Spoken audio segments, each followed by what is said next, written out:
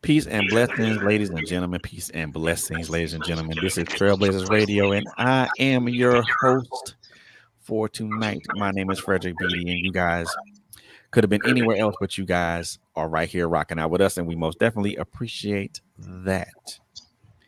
We got a great show for you guys tonight, and it's gonna be a good one. But before we even get into that right now, I do want to give a couple of announcements. So, first announcement is that we are, as of yesterday, we are 1 year old. 1 years old. Well, 1 year old. Jeez. Singular, not plural. Yes. So I want to before we even jump into get into the subject that we're talking about, I want to first and foremost, I want to thank first of all the two ladies that are arrayed to my right or your left, however you're viewing them.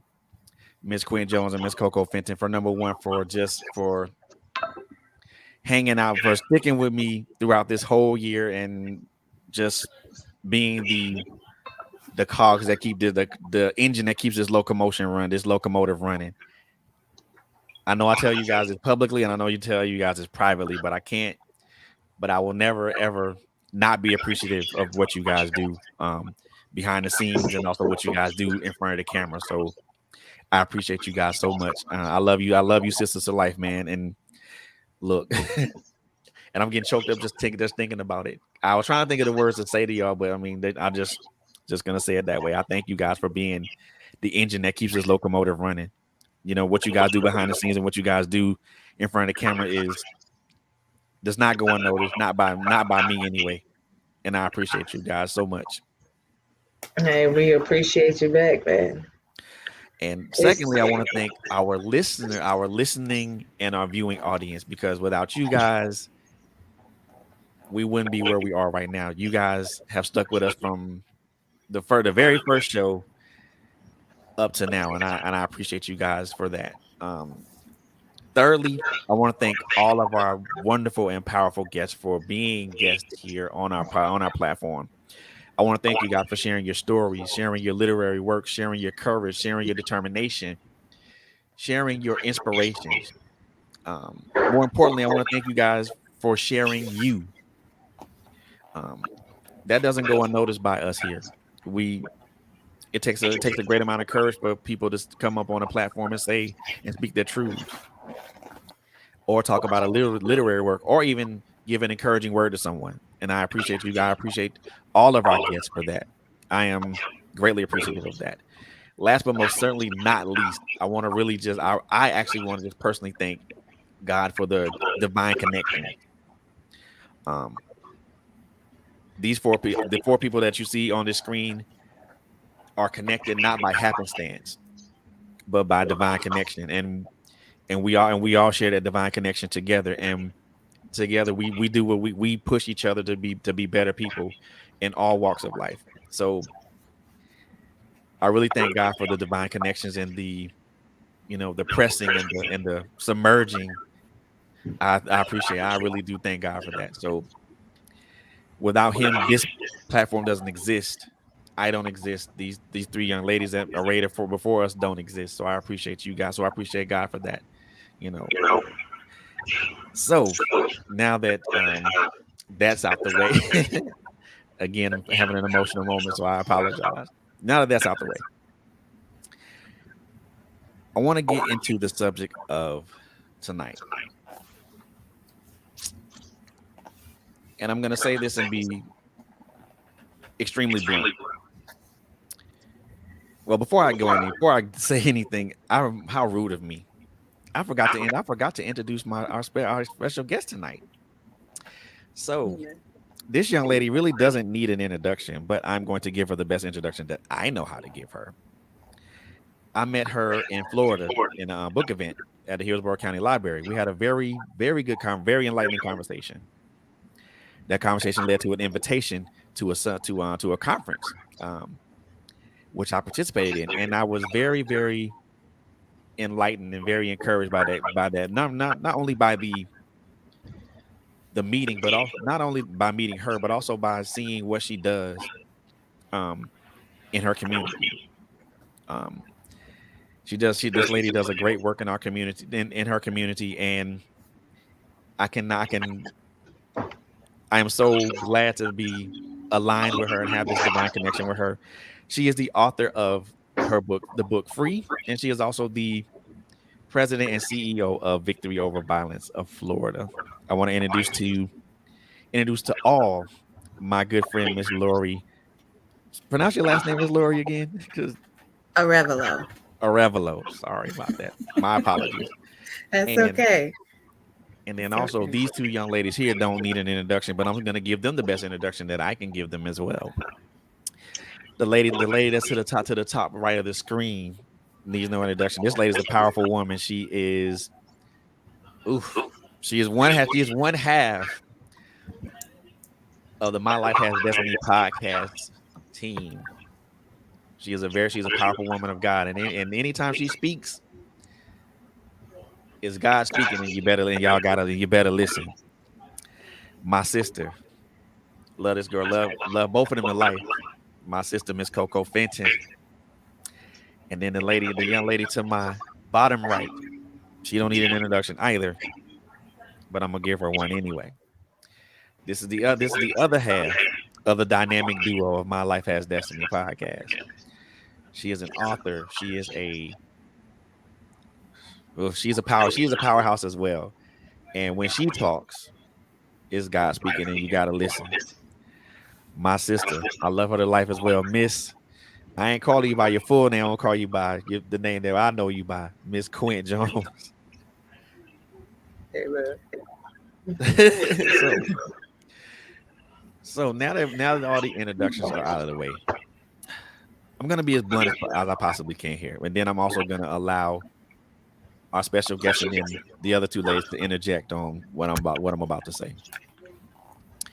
So the subject is about domestic violence. But my issue with that is this. We celebrate, we bring awareness to this thing, and I'm gonna call it a theme. We bring awareness to this There's once a year. It is something that it happens 24 hours a day, 7 days a week, 365 days a year. We only bring awareness to it 1 month. Why do we bring awareness to it for 1 month when 1.3 million women and 835,000 men are affected by this annually? Why do we bring awareness to this for 1 month when we have people in the LGBTQ community that are severely underserved? Why do we bring awareness to this only 1 month when during the height of the pandemic, that rate skyrocketed to 250%. 250%. That's a large number. That's a large number. So why do we only use 1 month to bring about awareness to this when it happens literally every hour and every hour every day and every day of every year? That's just the question. So without any further delay, I want my three beautiful guests here. Well, my two beautiful hosts and my one beautiful guest here. I want you guys to kind of throw your 2 cents in that. So I will start with our special guest today, Miss Lorrie. So what do you think about that? I believe that it does need to be talked about. I believe that people choose not to discuss it either because they figure it's not happening in my house, so it's not my business, or they choose to turn a blind eye to it because they don't want to get involved. Those who choose not to talk about it in our communities, in our churches, they're just doing a disservice to the people that they serve. To pretend like it's not happening when we know that it happens all day, every day, we're just losing lives. It is an issue. It continues to be an issue. During the pandemic, it just got escalated with between mental health issues and people dealing with stress and depression and anxiety. That just fed the monster, so to speak. And to have podcasts like this, radio shows, using social media, however we need to get the word out, it needs to get out. To pretend like it doesn't happen, you're just going to have people suffering in silence. We have to believe victims when they talk about it and not just push it under the rug as, somebody just being a drama queen. It wasn't that bad. Well, you say that enough to a victim, they're just going to stop talking about it. So we have to do better. Our leaders have to do better. Our community has to pay attention. I believe it. I most definitely agree with that. Quint, Coco, you guys have anything to add to that? Let me say this. One of the biggest things that I see, even with violence amongst each other out in the street, people don't get involved until it affects them, until it hits direct at home. Everybody wants to turn a blind eye. And then when it hits you direct, now you want to do stop the violence events and you want to bring awareness and all that stuff. But when other people are trying to bring awareness, nobody wants to get involved. We started My Life Has Destiny podcast when it first started. It started to give people of domestic violence a voice, to bring inspiration, to bring empowerment, to encourage people, to uplift people, because there are so many people that are dying. There are so many people that's in domestic violence and they don't know where to turn. And we need to be a resource. Everybody is a resource. You don't have to be in ministry to be a resource or to help somebody or to show somebody that you love them or to be a listening ear. It doesn't take much to give a hug. It doesn't take much to say, listen, I'm here for you. If you just need me to listen and not say a word, I'm right here for you. There was a young man today who's not even from Virginia that got shot. He was in the wrong place, wrong time, and it was 6 people that got shot. Who's bringing awareness in a drive-by? This young man got shot 5 times, fighting for his life. Ain't even from this state. Who is out here bringing awareness? Who is out here doing something about this? This is a problem for me. It's a problem because listen, violence has no face. It doesn't discriminate. It's so many young people getting killed when it comes to domestic violence, when it comes to violence in general, when it comes to suicide, when it comes to homicide. There's so many people that is affected. And it needs to start with us. It needs to start right here.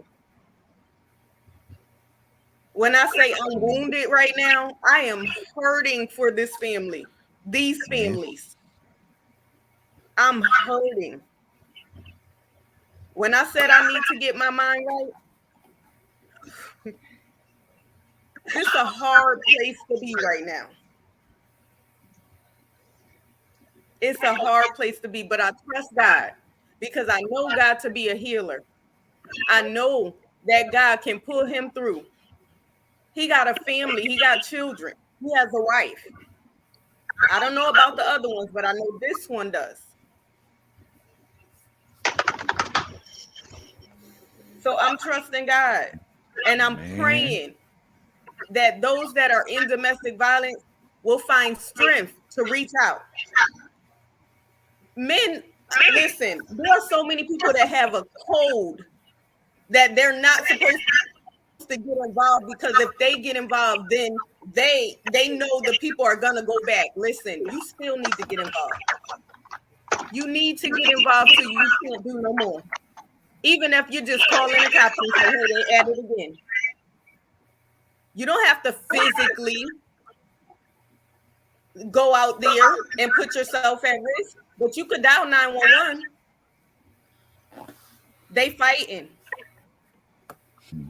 You can be the resource. It can start with you. Be the example. Mm-hmm. Coco. But the question, I think the question lies in why people don't get involved. Because the when they see something mentality just is happen, they're gonna go back. They're gonna go back. They're gonna keep doing it. It's gonna be a repeated cycle.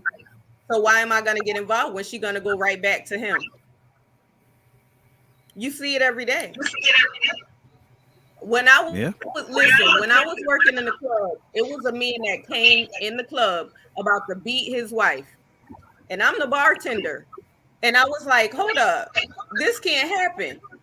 And it's a bunch of men. I was like, "Y'all not gonna do nothing about this?" And they were like, "No, we don't get involved with this."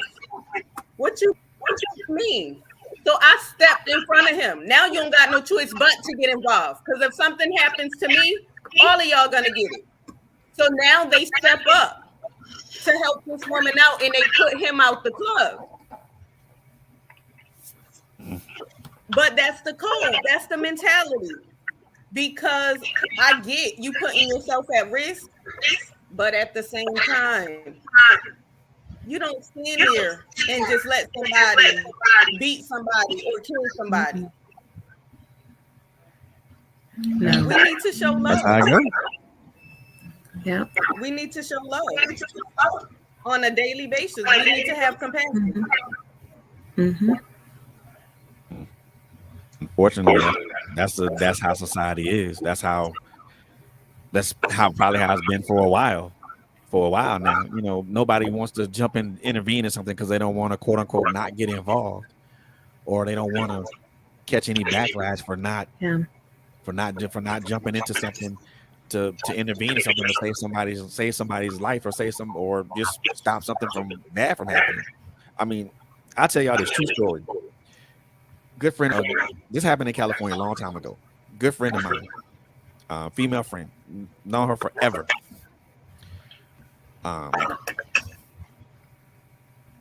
She was in a situation, and I think when I say situation, everybody knows what I'm talking about. But I'll say it. She was in a domestic violence situation, and it happened in front of me. For me, my first action was to step right in front and say, "Hey, you can't do that." Of course, the gentleman, the guy got mad. I said, "You can't put your hands on a woman like that, bro. I mean, it's not cool. Number one, it's not cool. Number one, you shouldn't. Number two, you shouldn't do it. And number three, you shouldn't do it." Now, and I told him, now, if I have to stand in front of her and take these hits for her, then I will. But you won't put your hands on her again. His thing was, okay, that's fine. You won't take hits for her, that's fine. My thing is, and he found out the hard way not to mess with a little guy. But I mean, that's not even. But for me, that's not even the point. The point is that we can't be idle and watch these events occur, and no longer decide to not involve ourselves in them. Yeah. If my thing is this, if I see something happening to a male or a female, I'm gonna intervene, and for me, consequences be damned. If I go to jail for assault, for protecting someone, then that's fine. I don't mind that because at the end of the day, I know that what I did was right. Right. Right. But Fred, to add to what you're saying, had it not been for the people that intervened on my behalf in Panama City, I wouldn't be sitting here with y'all today. See, I was in a situation in Panama City away from all my family, all my friends from college. It was just me and my ex-husband at the time. And had it not been for people who got involved, I would have had nowhere to stay some nights. I would have had nothing to eat some nights. I would have been homeless or locked up. Mm. And here I was, straight out of college with a college degree and in a situation that I never would have dreamt of my life being that way. But for some ladies who said, hey, sis, where you going after church? Hey, sis, you need something to eat? Hey, sis, you can come stay at my house. My pastor coming to pick me up in the middle of the night, giving me somewhere to stay. They got involved. And had they not given me that support, I would have been one of those women that stayed or one of those women that got killed trying to get away. So it makes a difference. I would not be sitting here with you right now in 2021.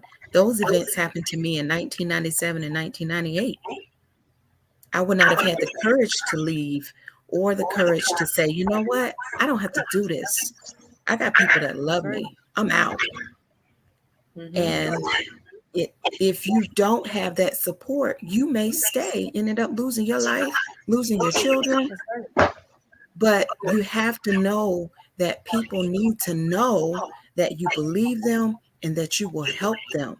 It's one thing to tell someone to leave. It's another thing to say, get your stuff. I got you.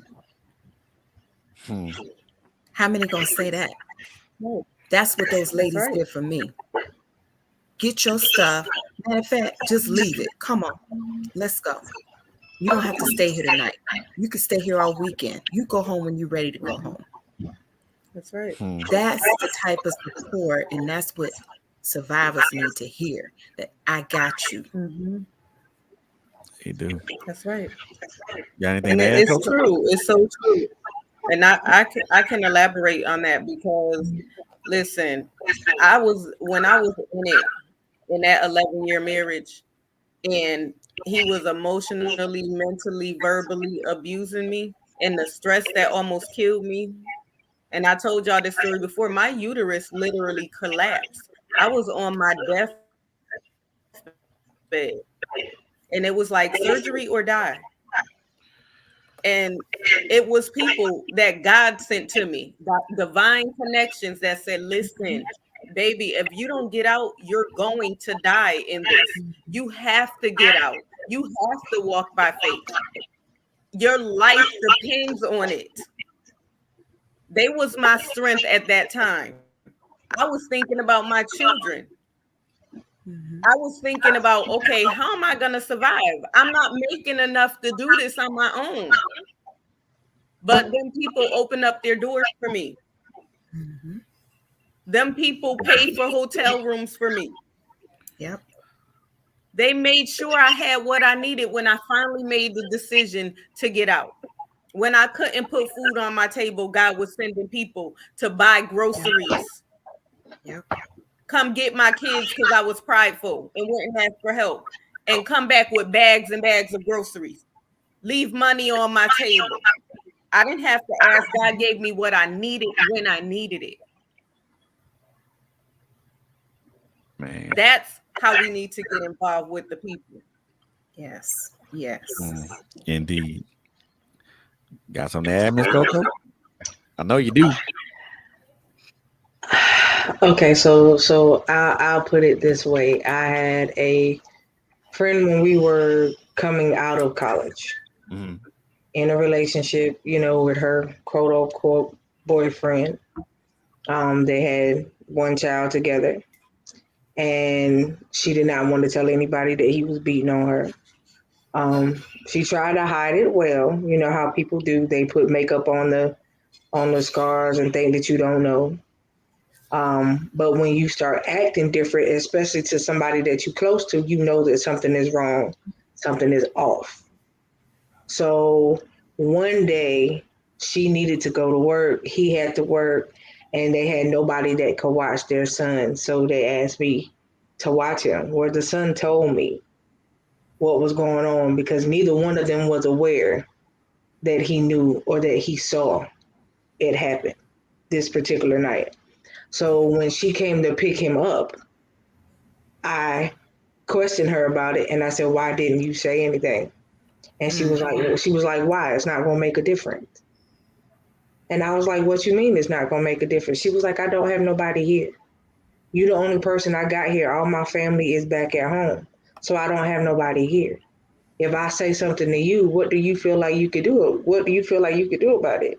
You know, so me telling her, I'm like, well, I was like, you already know I'm friends with all the homies. All I got to do is say something, and all the homies, will jump in and do whatever they need to do. But all you got to do is give me the word. So she still wouldn't say anything. So this particular night, he got upset with her because she didn't come straight home, because she was standing at my place talking to me, and he was ringing her phone. She was like, "It's going to be a problem when I get there." And I said, "Okay, no, it's not. It ain't going to be a problem when you get there, because we're going to all leave together." Exactly. You know, and back in the day, I've told my stories multiple times. Back in the day, I was a fighter, so it didn't matter to me. You know, that was what I did. I used to fight dudes for free. It was fun. You know, that was what it was. So I was like, all right. I was like, if that's what he chooses that he want to do tonight, okay. You know, I can use the workout. So, you know, I was just like, all right. So we get there, and literally he comes outside. He grabs the little boy. I mean, he picks the little boy up by his book bag. I mean, his feet dangling off the ground. He just got him jacked up in the air. He asking him questions. Well, what was your mama doing? And who was she with? Then I pull up, and when I pull up and I get out, he was like, "Why are you here?" And I was like, "I'm actually here because of what you're doing right now." And he was like, "What you mean?" I was like, "See, you wasn't expecting me to show up." I was like, "But your son happened to watch you beat on his mother." And he told me. I was like, "So what I need you to do is put him down, allow her to go past you, because if she wants to come and stay in my house tonight, her and your son, that's where they'll be until tomorrow. When you cool your heels, we can all sit down and have a conversation. But until then, she's not going to be here tonight." That's it. That's it. If you got a problem, you can take the problem up with me, because I'm what stopped her. That's from it. coming home on time.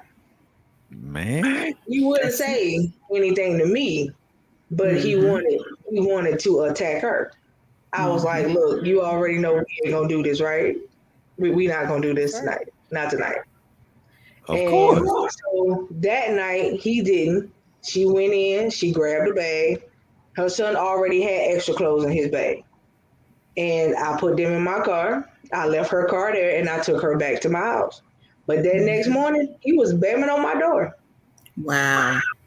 So I was like, okay. I was like, all right. So this is what you want. All right, we gonna go ahead and handle it. This is what you want. I didn't have to get involved because the dude that I was seeing at the time happened to be come home that night, and he was like, "I got it." Now at that time, I would think the dude that was a linebacker. So you got to go through him. If that's what you want to go through, have fun with that. I'm not even, He looked at him and said, "Dude, what you need to do is you need to step off." He was like, "Because tonight I will go to jail just for you." Exactly. So, that was the thing. When she knew that somebody was willing to stand up for her, that particular situation made a difference. Yes. Because she didn't feel like she had nobody. Now, my other situation that I dealt with, on the other hand, didn't. Because when she chose to tell somebody, she told the wrong somebody, and they went and told the dude that was beating her that she told it. And when they did this, he came to her in front of everybody. Now, this is how bold he was with it. And we had a party. At the party, he said, "If you try to leave me, I'll kill you. If you open your mouth again, I'll kill you." He was like, I love you enough to take you off the face of this earth." Wow. That ain't That's love. not love. That's not love. That ain't love. In front of everybody at the party. I turned my head and I looked at her. I said, "Babe, you might want to believe him. Mm-hmm. I said, because he's saying it with a straight face, and he said it in front of a group of people. So everybody has heard it. If something happened to you, we all know who did it because he said that he was going to do it. Oh, yeah. So maybe a week or two went by and nobody heard nothing from her. She never showed up to classes. She wasn't showing up at work. And her mom was like, this is not like her. We talk every day. We talk every day. We told her mom that he told everybody that he would hurt her. And lo and behold, he had killed her and killed himself. Wow. When they went to their apartment, they found both of them dead. So when they went to go do the wellness check, they were gone. Yeah. And it's situations like that where we always say on all of our shows, if people show you what they're about, believe them. Yep. Believe them. Because I'm not gonna take it lightly if you look me in my face in front of a crowd of people and tell me that you love me enough to kill me. Oh yeah, you mean that? That's some strange type of love right there. But I'm gonna believe what you said. I'm gonna believe what you said, and trust me, it's gonna be you before it's gonna be me. Yep. It's not love. That's not love. Right. And it's the part about it is when it comes down to stuff like that, you got a lot of people that shrink it off. Oh, you're not gonna do nothing. Right. Okay. Watch me. Okay. Watch me. Okay. That part. I've seen so many different types of domestic violence situations that is not funny. I've been around the ones where they're not really beating on the mother. They will harm the kids because they know that's what she loved. Right. It's still abuse. Right. They never touch her. But I'm gonna harm your kids because I know this is what you love. Yeah, it's still abuse. Still abuse. Because you using that manipulating the situation because you pulling at her heartstrings. You like, okay, well, if you do this, I'm gonna harm your children tonight. And you're and in that particular situation, he wasn't even the father of the kid. You just a boyfriend. And the thing is, there's so many types of abuse, but people don't recognize it. Right. I mean, there's financial abuse, there's intellectual abuse, there's emotional abuse, there's spiritual it's so much. There's, I mean, there's verbal abuse. It's so many types. You have to see it's not just physical. Right. No. You know, that intimidation is real. It's real. It is. I've even seen it so bad to the point where the guy he does that I'm a change role. I'm sorry, I'll never do it again. Yeah, please don't leave me situation. Y'all know what I'm talking about. That's BS. Please don't leave me. If you leave me, I'm gonna kill myself. Go ahead, do it. I mean, all of them, all of those type of manipulations. If you leave me, I'm gonna harm myself. That's okay. Knock yourself out. All of this type of stuff. Do it fast. I had a dude tell me that one time, and y'all have to forgive me. When he said that, I said, "Okay, I'll call your mom." Right. That part. Like, cause you didn't even trying to work for me. Right. Right. I had that happen. I was 15, and I was dating a guy, and I let him go, and he took pills. And I called his grandma, and I called the cops, and I didn't talk to him again for a long time. When I say it was years and years and years, I think I just started talking to him again in 2020. So it's real. It's so real. It's real. You have to see it. We need to stop. We need to stop acting like the signs are not there. There are so many signs that they show us, but we sit around like, it's a joke. No, it's not a joke. No, it's not. It's not. And it's not even just that. You got the people who. It's sad because you got the individuals that don't know what love is. Right. That really think that if they love me, they gonna abuse me. That's love to me. No, baby, it's not love. That's what they see. No. Right. No. But that's not love. First of all, love ain't supposed to hurt. No. That's the biggest thing. Love ain't supposed to hurt. But you got people that's what they think. If you not choking me and put me up against the wall, you don't love me. But you know what? They witness that, and then it goes down to the children, then it goes down to the children's children, because the issue is never addressed, especially in our communities. Nobody wants to go to counseling, nobody wants to go to therapy, but a lot of times the abuse does not start out physical. It starts out with the emotional stuff. It starts out with the mental stuff. It starts out with how you talk to me, how you approach me, the stuff you say to me that you think is cute, but it's a put down. You know, That's right. and then you accept that because you don't know your worth. Because you don't know your worth, your children don't know their worth.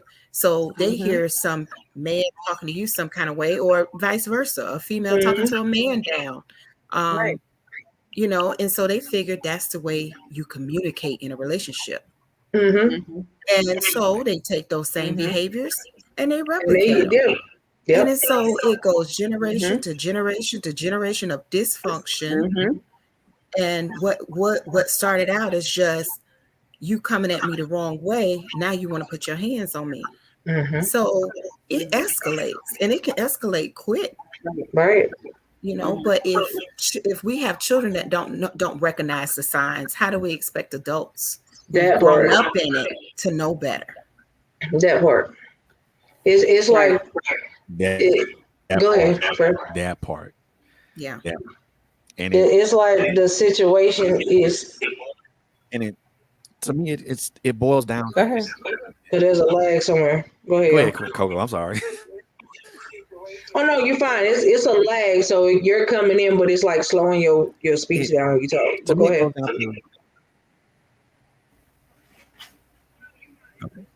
To me, it goes down to like it's a pattern of learned behavior. It is. I'm just being honest with that. It's a pattern of learned behavior. And it goes down to from the beginning. So if this person saw their mother or their father be abused, then they're gonna go back with their spouse or with their partner, and they're gonna do the same thing. So it goes back to me, and I mentioned this with Paige and Angela but Wednesday night when we were on Clubhouse. It goes back to the origin. Where did this start? Where did you learn that behavior? Did you see your mother? Did you see your mother and father go through this? And did you see your mother or your father be abused? Were you abused as a child? You know what I'm saying? That was a thing. It goes back to the origin of it, because I say this, and I'm gonna just be completely transparent right now, because this is something I hadn't said to nobody until right now. As a child, I never saw my father. I never saw my father treat my mother any wrong way. I never saw my mother treat my father any kind of wrong way. That was my origin. That was what I saw as a kid, as a child. That's the behavior that I took on as an adult. But for some strange reason, on that fateful night in 1997, I decided to do something that was completely outside of what I seen, what I saw, and what I was taught. And there are some people who have been raised in those homes where they don't see. They grew up and they didn't see any of that. They didn't witness any of that. They noticed that, you know, even though my mother and father had disagreements, it never escalated. It never escalated to any type of verbal or physical abuse. It never went to anything outside of that. And then, you know, as a child, as a young adult, I do the exact opposite of what I've been taught. And the question for me was, why is that? Why after all that time, I did the exact opposite of what I was taught. I was taught to never hit a woman. I was taught to treat a woman as royalty and respect. Never raise your voice at a woman, never raise your hand to a woman, yet I did the exact opposite of that. There are a couple of factors that play into that. Number one, I had anger issues. Number two, I didn't know how to control. I didn't know how to control that. As a 23-year-old person, as a 23, 25-year-old person, I had no I had to cut my control camera off. over the anger, over the whatever I was feeling. I think whatever it was, I think it was issues with me and my father, unresolved issues, and that boiled over. So as a person, I didn't know how to deal with that. So it manifested in anger, which means it manifested in harming somebody. Good thing for me, it was the first and last time. You know, but at the same time, I still wonder about whether or not, if I hadn't seen that, if I didn't never see how my mother and my father treated each other, and if I had resolved those issues with my father, would I still have acted the same way? That's something I always wonder. You know, it's been since it happened in 1997. Here it is, 2021. I still ask that question. I still ask myself that question. I have yet to answer it because I don't know. I don't think anybody really knows. I think when I was in my situation, the first time it happened to me, the same linebacker dude I told you that I was with, we ended up deciding that we was actually going to move in and live together at one point. And it was at that point where things changed. You know, he was starting to drink a little bit more than what he normally would. Mm-hmm. It was stuff happening at his job, and people was calling me, or when I would go pick him up from work, they would tell me what was going on. I would shrug it off and I would leave it, I would leave it at the door, because if I ask you something, I mean, nobody expects that when you ask somebody something, they just going to ball face, like flat out lie to you.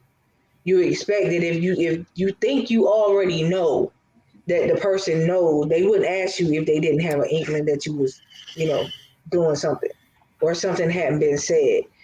And at the end of the day, this particular day, he just decided that, I'm going to pick you up and I'm going to throw you up against the wall. Mm-hmm. Okay. All right. Last and final day that he ever did it. Because like I said, I'm not one of them. If you do that to me, one, you're going to piss me off and you're going to make me mad, and then you're going to see a side of me you don't want. So when he did that, okay, as soon as he dropped me back down to the floor, all right, I took him and I drug him up a flight of stairs by his hair. And then drug him back down the stairs. I said, now, do you want to put your hands on me again? Because if you do, your mama going to find you in a pine box. I can trust and believe you that.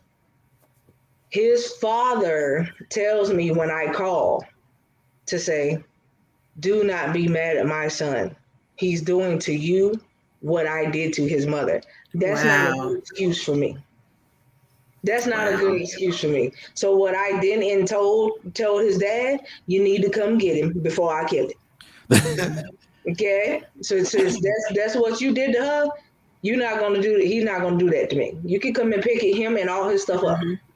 Yeah. All right. He'll be waiting for you when you get it. That goes back to those unresolved issues. Some of it is mental health issues. Some of it is, like Fred mentioned, anger. Certain things trigger you. Yeah. And it gets to the point where when it's unresolved, hurt people. That's just what happens. You just spoke a mouthful. Man. They just do. Hurt people. And it doesn't matter if you didn't see your mom do this to your dad, or your dad do this to your mom. It may be a different trigger for you that caused you to act out of character. Right. It's still something unresolved. Right. Some people have anger issues. Then some people also have, anxiety. Some people dealing with depression. Some people actually have bipolar and schizophrenia and all these other things that we don't want to talk about. Mm-hmm. But right, they happen. and people act out in different ways. So if I have a mental health issue that's unresolved, that my parents just used to call me bad, when really wasn't that I was bad. Put me on medication for ADHD, and it really wasn't ADHD. It was that I had anxiety issues. All these other things that just build up, you just become a dysfunctional adult. Right. And then you meet another person who got issues, and both of y'all in the house together during COVID for 12 months. That part. What you think gonna happen? Right. And that's the funny thing about what you said was, after we split and parted ways, we ended up having a conversation about that day. And he told me what set him off. Mm-hmm. And I was just like, but you brought something from outside inside and took it out on me. Yep. And when he did that, he was just like, it made me have a flashback of the last time his dad beat his mom. The last time his father beat his mother, he literally almost killed her. And to this day, she still has like the lasting effects from what he did to her. Right. So it's just like, when that took place, I was like, okay, I get it. I said, but this is the thing. You're not him. Mm-mm. I'm not her. Mm-hmm. And I was like, if you would have slowed yourself down, because drinking about whatever you dealt with outside, and then when I come through the door, you look at me like, oh, that's the target. I'm not the target. If you would have had a conversation with me, I could have calmed you down, but that's not what happened. So, eventually, even now, we still have a wonderful relationship with each other as friends. And if he gets upset with the girl that he with, he will call me and be like, I don't know what to do. I'd be like, you know what? Just get in your car and leave the house. Yeah. That's the best thing for you to do, because if you can't control your anger, you don't need to be around her. Get in your car and just leave. Just get in your car and learn leave to the house. cope. Right. But we can learn to cope if we go get some help. Yes. We can learn to cope if we talk it out, like you said, talking it out. And that's what I found out later in life, is sometimes you have to have those hard conversations with your spouse or your girlfriend, boyfriend. You have to have those hard conversations and talk it out. Because if they're not willing to go get therapy or counseling, the hurt is going to continue. Whether it's intentional or not, it had nothing to do with you, but it was unresolved issues. But see, that's the problem. That is the problem with us. Mm-hmm. Yeah. We shun help. People think going to people, like us Black people, we think going to counseling is a bad thing. It's an indication that something is wrong, or your wiring is not. You ain't wired properly. Mm-hmm. And I'm gonna say this very candidly and very bluntly. That's BS. It is. Right. That's BS. It is. And a lot of times for me, I don't even really think it's the shunning of help. I think that a lot of times, especially in my family, it was a lack of communication. They didn't talk. Yeah. So if you're not brought up to communicate or to be able to express yourself, people don't. It ain't really that I don't want to reach out for help. I was always told to hold it in. I was always told to not reveal anything. So it's not that I didn't want to, but the way people come up is also a factor behind it. Oh, absolutely. So absolutely. Just like how what's the little slogan the little saying they used to say? What happens in the house stays in the house. Nah, cause you to get killed too. Right. Exactly. That part. And that, like I said, I think I told the story a few shows back that my sister never knew what happened to me when I was younger. She didn't find out until last year. Mm-hmm. My sister's almost 50 years old.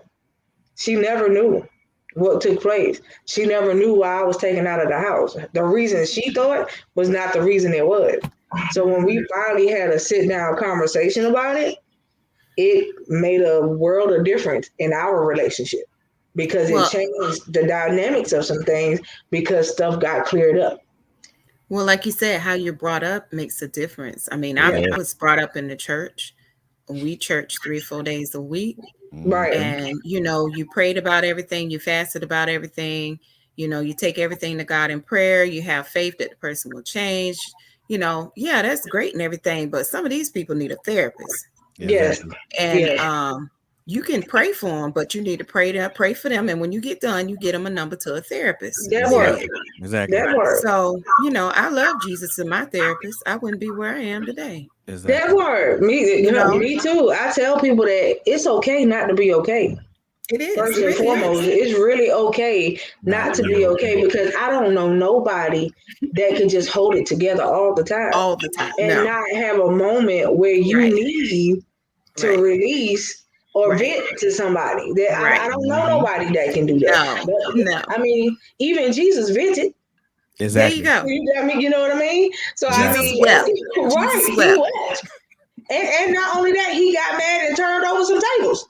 That's Man. it. So That's it. even he vented about what he felt. So we should be able to do the same thing. But Mhm. the whole question of the matter is, when it boils down to it, is what would you do? Mhm. You know what I mean? If you know somebody in the situation, and we all do, what would you do? Would you Exactly. go out your way to help the situation, or would you sit back and act like you don't see it? You know Mhm. what I mean? Nowadays, a lot of people are afraid to jump in and step in and take anything for anybody because now everything is gun related. If you step in, oh, I'm gonna hurt you too. You know, Mhm. I'm gonna come after you now because you should have just never got involved. Okay, you know, you can get involved without people knowing you involved. Exactly. It's Yeah. ways to do that because you don't have to put it out there that you was involved at all. It's as much as picking up the phone and making a phone call and just Exactly. Yeah. making somebody else aware that hey, there's a situation brewing over here, and I think Yeah. you need to be aware. So if blah blah blah take place, you know that this is what was going on. Right. You And one know, Speaking of phone calls, right. and I don't know if Fred was going to do this, but if someone's on this, listening to this, or know someone in a situation, the hotline number is 1-800-799-7233. 1-800-799-SAFE is the hotline number for the National Domestic Violence Hotline. okay, Oh, what's we're the gonna last put it four in the digits again? 1-800-799-7233, Mm-hmm. which spells out the word SAFE, SAFE. there we go. And I think one of our viewers had asked a question was that do we think that do we believe that all abusers are narcissists? I'm gonna answer that question bluntly. Hell yeah. Hell yeah, all abusers are narcissists. Because what's the definition of a narcissist? An arrogant person that wants control over something all the time. An abuser wants control over every aspect of your life, your Mhm. your comings and goings, your finances, what you put or what you wear, what you don't wear, what you eat, what you don't Mhm. eat. That's a narcissist. Mhm. And I'm sorry, but who in the hell wants to be with somebody who has narcissistic behavior? Yeah. I damn sure don't. Yeah, and some of them are subtle with it. You Right. know, they don't come on that way, but in Mm-hmm. their slick, Mm-hmm. suave kind of way, hey, baby, I like you the way it is. You look better in this. And what Mm-hmm. time you gonna be back? You know I Real miss time. you. And oh yeah, Mm-hmm. they dress that thing up and it, you know, put lipstick on it. It's still a pig. Right. Right. Mm-hmm. And not only that, you got the ones that come on when you meet them, they come on as Mr. Knight and Shining Armor. Oh yeah, And absolutely. they real Mm-hmm. charismatic with it. I Oh yeah. mean, do everything for you, open the doors, get you Mhm. flowers, wine and dine, the whole nine. And then all of a sudden, one night, Mm-hmm. Snap. that whole situation just changed. And you That's like, it. hold on, wait a minute, where they come from? And you know, that's why, That's right. you know, it may sound like, you know, pro woman, pro liberation, but it is so important for a woman to keep her identity. It's okay to be married. It's okay to be submissive to your husband and all that great stuff. But to get to the point where he takes care of everything, like you said, you setting yourself up. Yes. He paid all the And bills. this His name is on everything. Yes. He own everything. You don't have to work. You don't have to do this. You don't have to do that. He gonna take care of this. He gonna take care of that. All you got to do is stay home and be pretty. That part. I'm Red so flag. glad you said that, because most of us, when you get married, you completely lose your identity.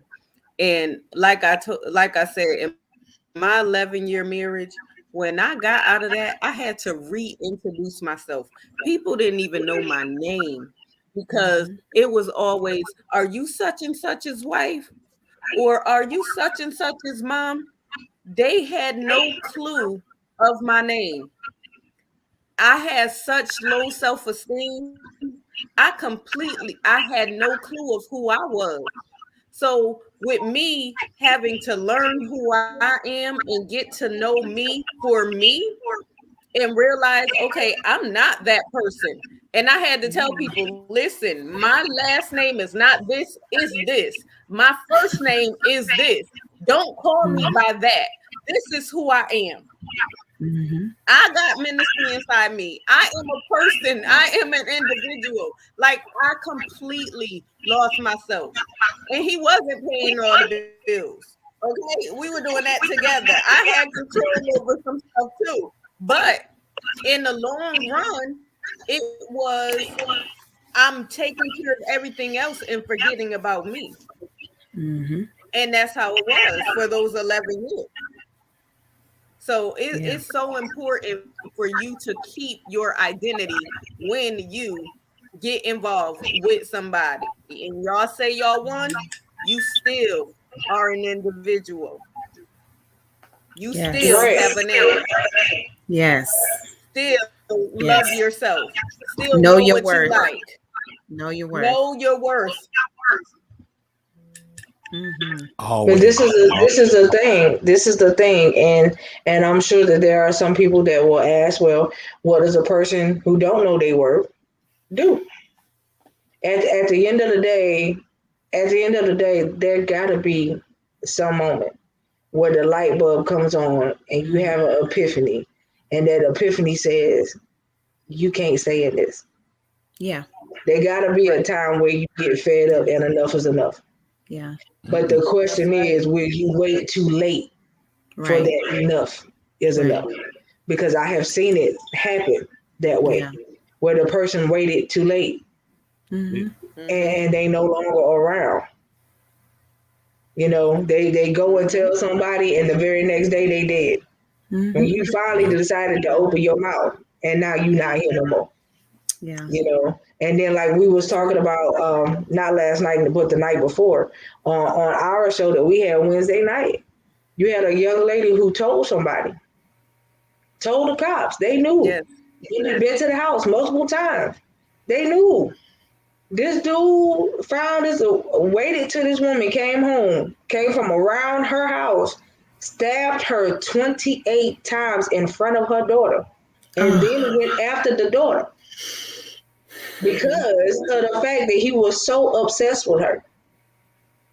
And she tried to leave him alone. She told somebody. She did her part. But the justice system failed her. It failed her. Good evening, Auntie Brenda. And that's the whole point. When you do your part and you still get failed. Right now, she not dead, but she fighting for her life. They don't know if this lady gonna make it or not. Because of all the internal organs he hit. And just by the grace of God, he didn't kill her daughter because he stabbed her like 5 or 6 times before she could run. You know what I mean? And what did the child have to do with it? He stabbed her just because she saw it. And it's just like, at the end of the day, why? Why? What is it? What is it that causes the fatal attraction? What really causes the fatal attraction? Do you feel like if you walk away and you got to start over, you done invested too much time and you just don't want to? That pride hurt. That pride hurt. Better take that loss. Rejection. rejection is a trigger for these people Yes. who have that who have that personality, whether it's a narcissistic personality or just a psycho. Yes. Rejection just sets them off. It Right. does. And that's Now, sad. it is. Now, I've seen a comment that Miss Battles has said, but it's the fear that makes people, but the fear that most people make fear when they're afraid to take a step out of their abusive situation. So I want to address that particular sentence.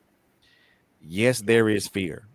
Of course, you're going to be afraid to step out of a situation that you're used to being in already. But you're also going to have to be confident in yourself to know that you can step out of this situation and be okay. You're going to have to be okay with leaving everything that you have behind, taking that loss and going somewhere to start over where you don't have to be in that situation again. Of course, there's going to be fear there. When I left my situation, man, I was afraid. I was scared out of my mind. I walked out in that cold Washington State night with no idea of where I was going. No guidance whatsoever. The only thing that I said when I walked out on that street with my bags in hand is that, God, please guide me. That's the only thing that I said when I walked. I walked for a few miles. There's a bus station right there. God, thank you for the bus station being right there. The driver noticed me. The driver knew who I was. Didn't have to pay for my fare. God, thank you for that. Was going towards Seattle anyway, toward the Greyhound station. God, thank you for that. Got on a Greyhound bus with no issues. Went back to California to start over. So yes, there is fear there, but you're gonna have to if you don't acknowledge it, then you'll never put yourself in a position to get over it and conquer it. Right. You're gonna have to step out on faith. At least you're gonna have to step out on faith and make that bold move and say, because for me it was either do that or stay where I was. And for me, consequences be damned. I wasn't going to stay where I was at because I didn't want, because I was at that point, I was tired. I didn't want to go through that anymore. Right. But that's the point. You said the key word, you got tired. And when you sick and tired of being sick and tired, you're going to make a change. And this is the thing. Most of the time we use fear wrong. Fear is false evidence of appearing real. It's supposed to make you take flight, or fight. That's what fear is supposed to make you do. So in an abusive situation, you're gonna fight for your life or you're gonna run for your life. That's it. Either way, your life depends on it. You have to love you more to say, listen, I'm not gonna let this negative relationship define me. I love me more and I'm coming out of it. I'm not gonna allow my kids to grow up in it. I'm gonna live and not die. You have to decide what you're going to do. And when I made the decision that I'm gonna live, look, like y'all said, it was a generational curse. I did not know. My husband at the time molested both of my daughters. I had no clue until I got out, because they did not say anything until I got out. Not only that, he was messing with other young ladies. I knew he was messing with them because I found out later. But I kid you not, you have to make a decision to say, God, for you I'm going to live, for you I'm going to die. And I'm not going to die by his hands. I'm going to kill him first. I do life in prison before I allow him to kill me, because I'm gonna be here. Enough is enough. We cannot. We have to walk in courage. Yes. We have to walk in courage. Stop walking in fear. Yep. Do what you got to do to save your life by any means necessary. Save your own life. Yeah. And for go ahead. And for me, I was prepared to defend myself if possible. If she would have showed back up and wanted to be like that, I was prepared to defend myself, because at that point, and I'll say this because it still kind of goes back to the psyche of a male. Mm-hmm. You know, to be in that situation, to feel like I wasn't a man, or to be weak or something like that. Those are things that those are thoughts that had continuously ran through my mind as I'm walking in this cold Washington night. Those are things that had continually raced through my thought process. And my thought process was, if she sees me on the street, what am I gonna do? Am I gonna defend myself, or am I gonna acquiesce and get in the car and go back to the same situation? You know, my thought process at that time was not, hell no, I'm not doing that. No, because it took me a good 2 or 3 months to plan my escape. mm-hmm. And I only had one, and I was waiting for the perfect opportunity. When that opportunity popped up, I took it, and I wasn't gonna let that opportunity walk out of the door, because if I didn't walk out that door, and I didn't walk out into that cold Washington State night, kind of like Lorrie said earlier, I wouldn't even be here. Mm-mm. I wouldn't even be right here right now. Right. If I didn't take that step. If I didn't, acknowledge my fear, but cast it aside and walk out the door. Right. Right. And, but think about what you just said, Fred. There's so many people that don't take that step. No. And they stay. Right. They stay. And then when they stay, it's been a lifelong thing. I know a lady, an older lady, matter of fact, she stayed in abuse until her husband passed away. This lady's 74. Mm. She stayed in it with him until he died. He was 74. She's 74. The husband died 4 years ago. Like, I mean, you think about that. How long did he abuse her, and she just stayed in it? She was when I heard her tell her story, I was so amazed that you 74 and you outlived your abuser. That was what it was. Because if he wouldn't have died, he would have still been doing it. Right. Right. And that was just crazy to me when I heard her tell her story. She was like, "Yeah, I'm 74. He died 4 years ago." She said, "But I have been with him since I was 16 years old." And even though the physical part of it probably stopped, the verbal, the emotional. She said the verbal was what did it. It don't go away. And you know what? You don't forget that stuff. No. She said she was just trying to heal at age 74. Bruises and heal. I was just like, "Ooh, wow." Lord. Like that was just something for me. Yeah. I mean, I was just in awe by that. For a person that's 74 years old to tell you, "I'm finally healing."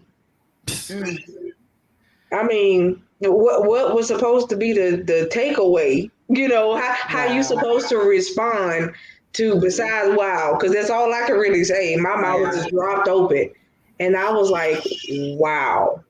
Man. That is just you 74 now trying to heal. I'm sure you're not even thinking about having a relationship with nobody. Not at this point. It's not even a thought. You 74 now, so it's not even a thought that we finna start over. It's not even a factor in your brain. But it's just the amount of healing that would have to take place at that age. Yeah. That is crazy to me.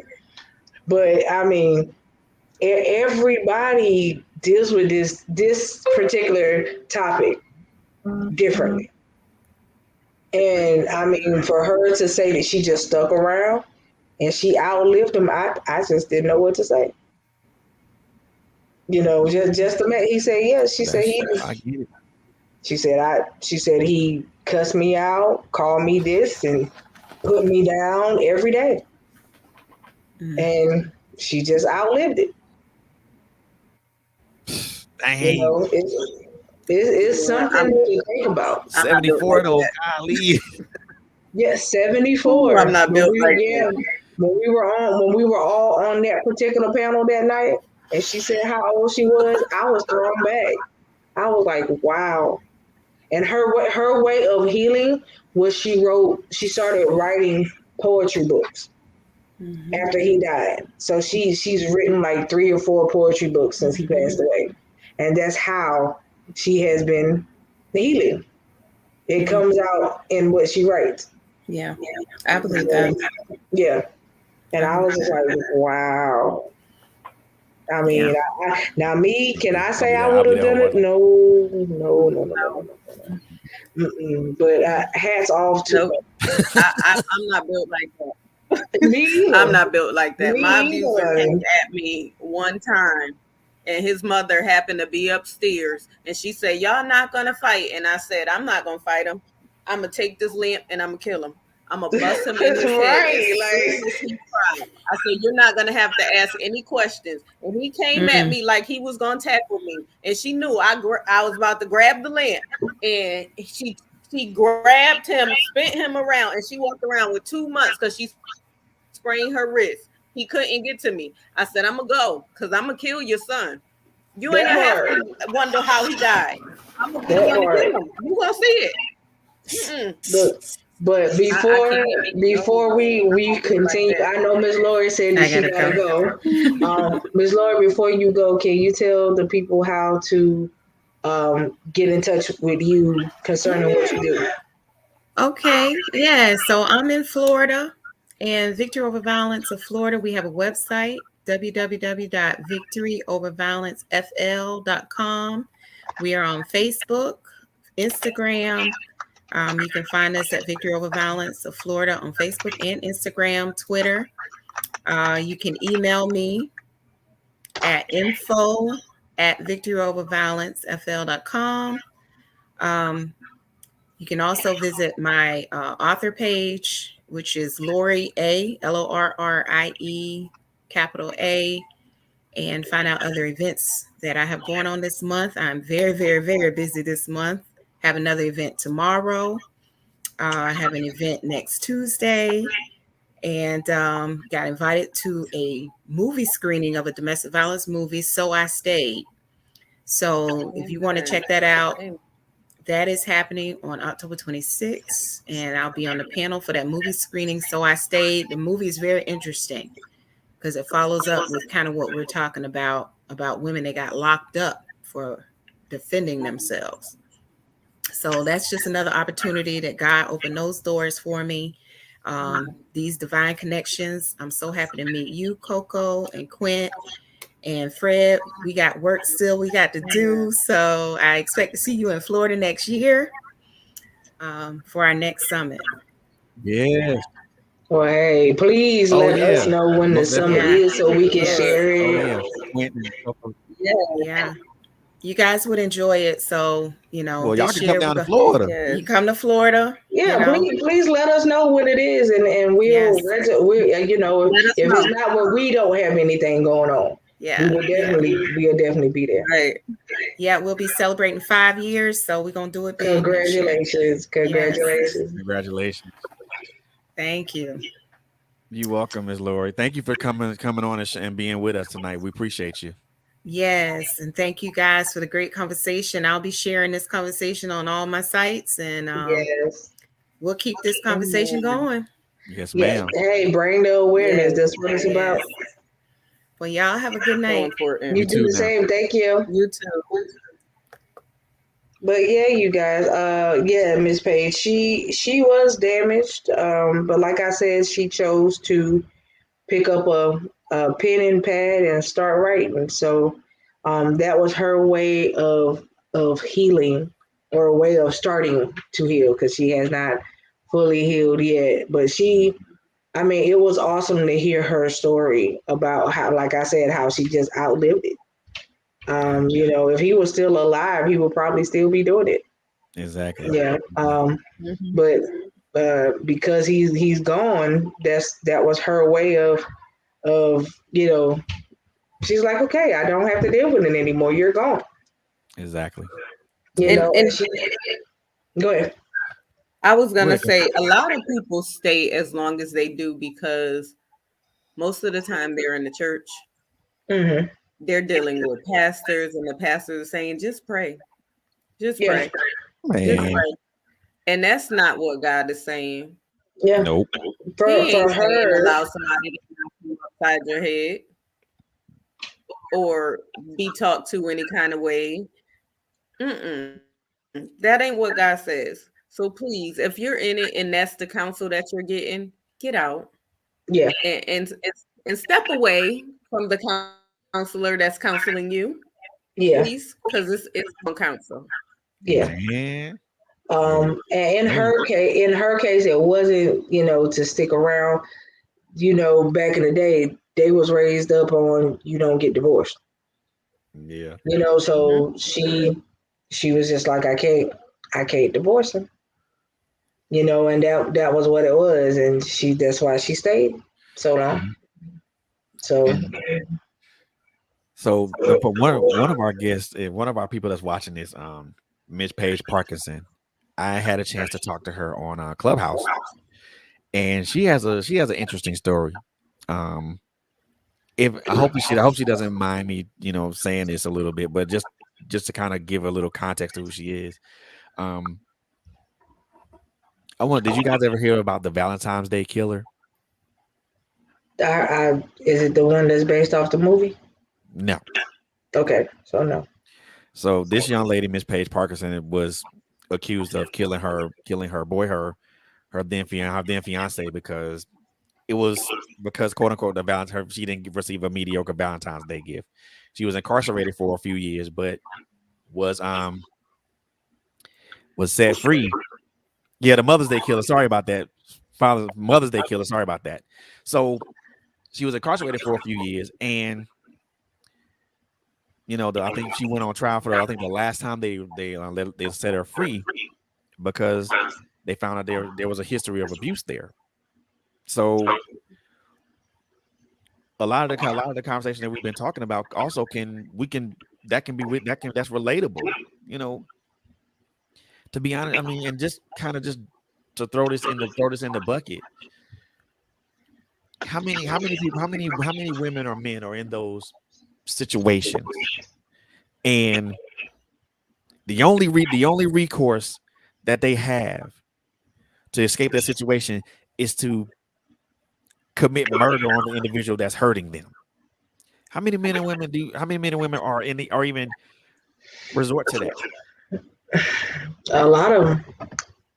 And then they're wrongfully accused and incarcerated because of, but in the instance it's self-defense. Right. But they can't prove it because And because they say it's capital murder.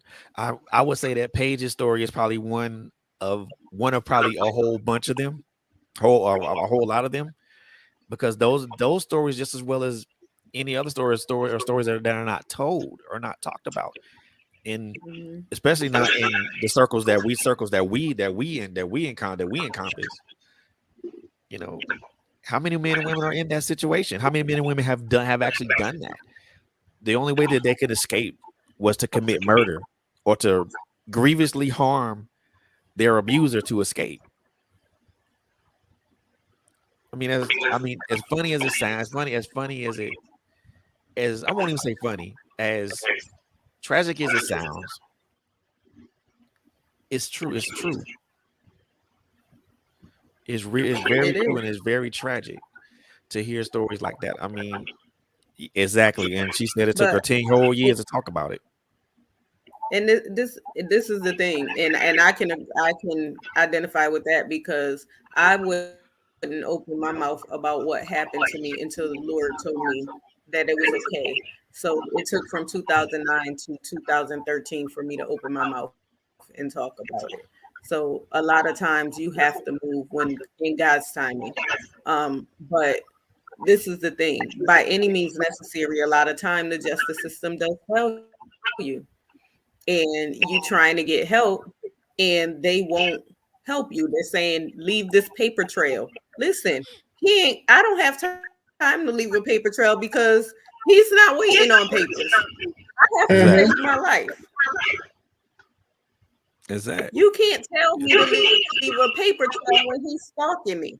You can't tell me to leave a paper trail when he popping up everywhere I go and he's following me. You can't tell me to leave a paper trail when he knocking me upside my head. And you trying to tell me to call 911. How? I'm unconscious. You can't tell me to leave a paper trail. I got to figure out how to save my life. And if it takes me by any means necessary to get him first, I'm gonna be the one to tell the story. I have to do what I have to do. Yes, enough is enough. Yeah. I'm sick and tired of being sick and tired. So I'm taking matters in my own hands because y'all are failing me. Yeah. And to me, the system. You want some paper? I'm gonna give you a notebook. You write your own papers up.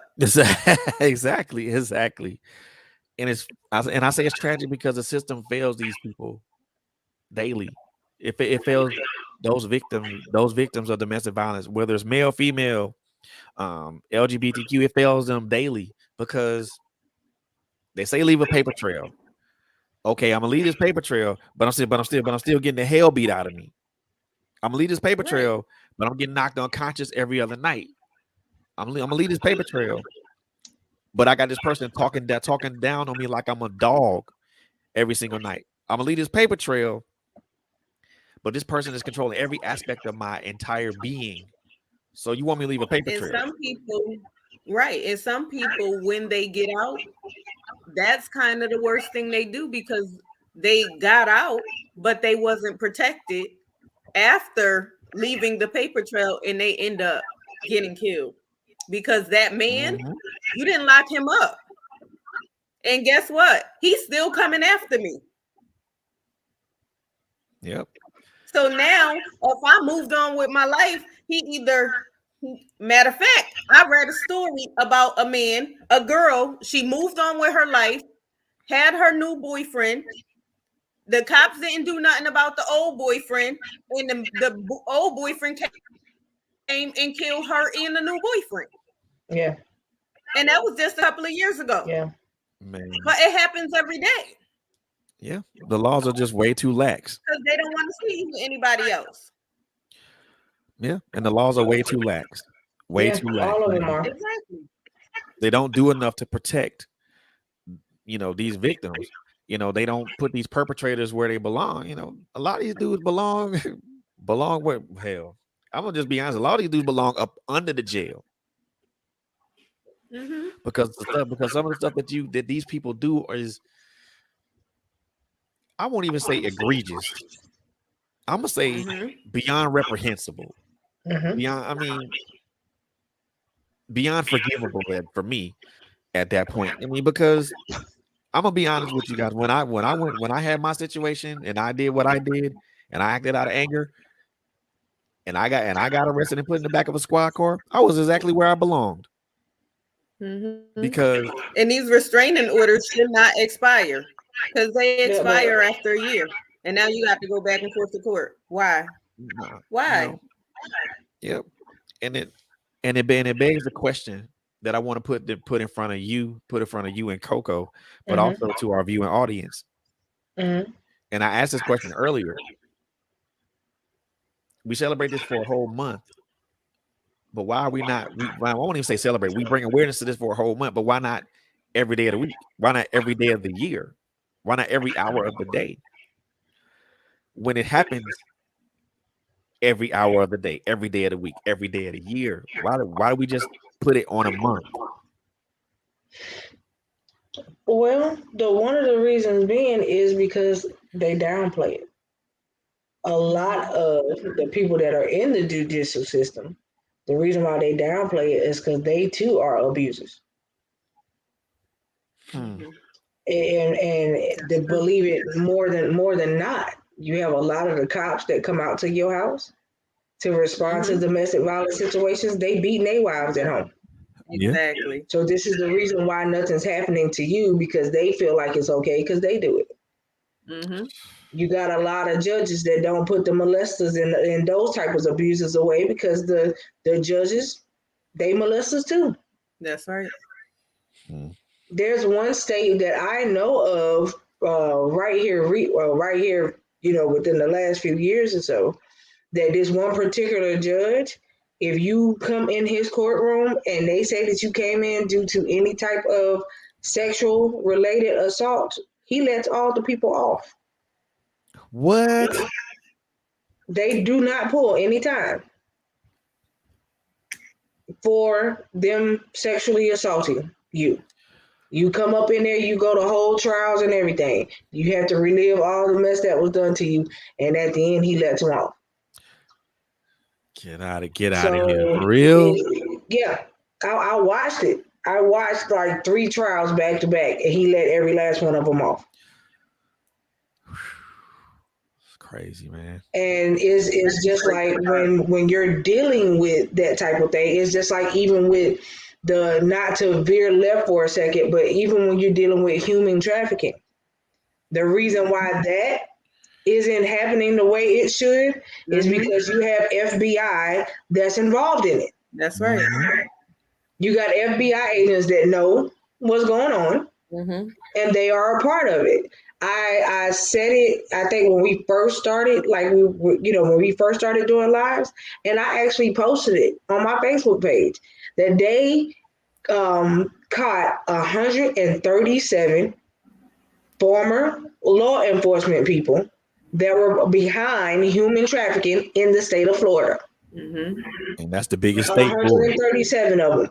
FBI agents, sheriffs, cops, CIA people, all of them were involved in the human trafficking ring. Everybody feel they got something to gain. Right. But at the end of the day, these are the people that you think are supposed to keep you safe. Right. And they preying on you. So what are you supposed to do when the people that's supposed to keep you safe are the ones preying on you? Exactly. And this leads to another question that I think that we should ask. Wow. So now that we kind of pinpointed all that, I'm an advocate. Quint's an advocate. You're an advocate. There are people that we are aligned with that are advocates. Jesus. And we know a lot of them. What can we do as advocates to bring more awareness to this? Besides the need for more advocacy, yes, that's obvious. But what can we do is in that realm to bring more awareness to this, to make sure that this is something that's talked about all the time and not just for a damn month? You have to constantly keep making things aware. It's just like say if we were trying to, and I would love to do it, I would love to take the time out my day to try to get a domestic violence bill passed. You know what I mean? Because if you get it passed into a bill, it's made into a law. Yeah. So, but it takes time and effort, just not on your part, right, to do something like that. It will take people that have been in it to sign petitions, not be afraid to come up in front of governmental people and speak about it, and all of these things to really, really make it aware. I would love to do that at the end of the day, because somebody really, really needs to do something, because I'm sick and tired of the judicial system failing people. That's right. My whole thing is in the back of my head. I got nieces. I even got nephews, because men are abused too. Yep. What happens if later on down the line, this happens to my nieces and nephews, and when they go to tell somebody, nothing is done. Right. You are so right, Paige. And nothing is done. And people have to constantly keep dying because don't nobody want to lift a finger, because they feel like, oh, it's nothing. Oh, y'all just bickering right now. Oh, he just drunk too much. Oh, he just hit her because she loud. I mean, because you got cops that when they come out, this is how they respond. I witnessed it. Their response to the female, he hit you because you loud. That part. I actually heard the cop tell her where you might want to shut up sometime. Oh. Mm-hmm. Like, and I'm just standing there like, wow. And then when the partner comes up, the partner said, can somebody explain to me what's going on? So the cop that just told her to shut up is now trying to explain it in his way. Mm-hmm. Right? And then, so at this point, the rest of us that's standing around said, no, sir, that's not even what took place. What took place is this. We were all together. He drunk too much. He got up and he decided that he was going to crack her in her head with a bottle in front of everybody. And then he took the broken pieces from the bottle and was going to stab her in the throat with it. But we didn't allow that to take place. So if we wouldn't have jumped in, he would have killed her in the bar in front of everybody. But he telling the people that the reason why he did it is because she was loud and she didn't know how to shut up. I was like, and your partner just told her to shut up and that she needed to learn how to be quiet sometimes. I said, so this is what's going on. He looks at him and he said, is that true? I said, it's a crowd of people right here. Not all of us are black either. It's a crowd of people right here that'll tell you that it's true. And when he asked, come to find out that the guy that walked up was actually his superior and he did something about it. So if it wasn't for that, the superior was like, look, I grew up in a house like that and I don't like it. So that was what put a stop to that. If it wouldn't have been for that, the other cop would have let that dude go. Or they'll walk up and they'll say, well, if you don't shut up, I'm going to take you. Right. Really? Right. And do it. And we'll do it. And we'll, yes. Yes, and we'll do it. Or and then you got a lot of them, especially here in the state of North Carolina, they take you both. Mm-hmm. That's what I was going to say. Yeah, in the state of North Carolina, if they're called out to a domestic violence situation, they take you both. It ain't even we ain't even gonna have this conversation. I'm taking y'all both down. Mm-hmm. Yeah. But I think to piggyback on what you were saying, yeah. We first and foremost, like you said, we have to kind of make the awareness something that's paramount, but then also beat these streets, hit these communities, and be like, hey, look, this is what's going on. Y'all y'all don't talk about it because y'all don't want to talk about it. Y'all don't want to face it because y'all don't want to face it. Right. And we need to get these folks in these communities, especially these churches. We need to get folks in cities. You might as well exit churches out of it, huh? Yeah. You might as well exit churches right on out of it. Because the churches is one of the biggest pillars that actually try to keep this crap together. That's right. And that's what I was just saying. They say and pray. They saying it's gonna be all right, baby. The pastor told me, it's okay. You his wife. It's okay for him to talk to you like that, but he don't need to be talking to me like that. Excuse me, it's not okay. Right. It's not okay. Man, hell no. But hurt people, and she was in abuse. She was abused, and she became an abuser, and she's still an abuser. So, yeah. We gonna exit church out of that. You cannot put the church in it because, like I said, with the older lady that I talked to, her thing was they were told you don't get divorced. Other situations, they were told that you gotta try to stick it out. If you don't even try to make it work, you'll never know. Some people were told, well, you gotta think about your children. It ain't about you. So they stay in it for the kids. So my question would be like that. When they make statements like that, are you willing to bet your life on that? Oh no. I'm not. No, I'm not. They're not first of all, this right. And then first of all, this is my thing.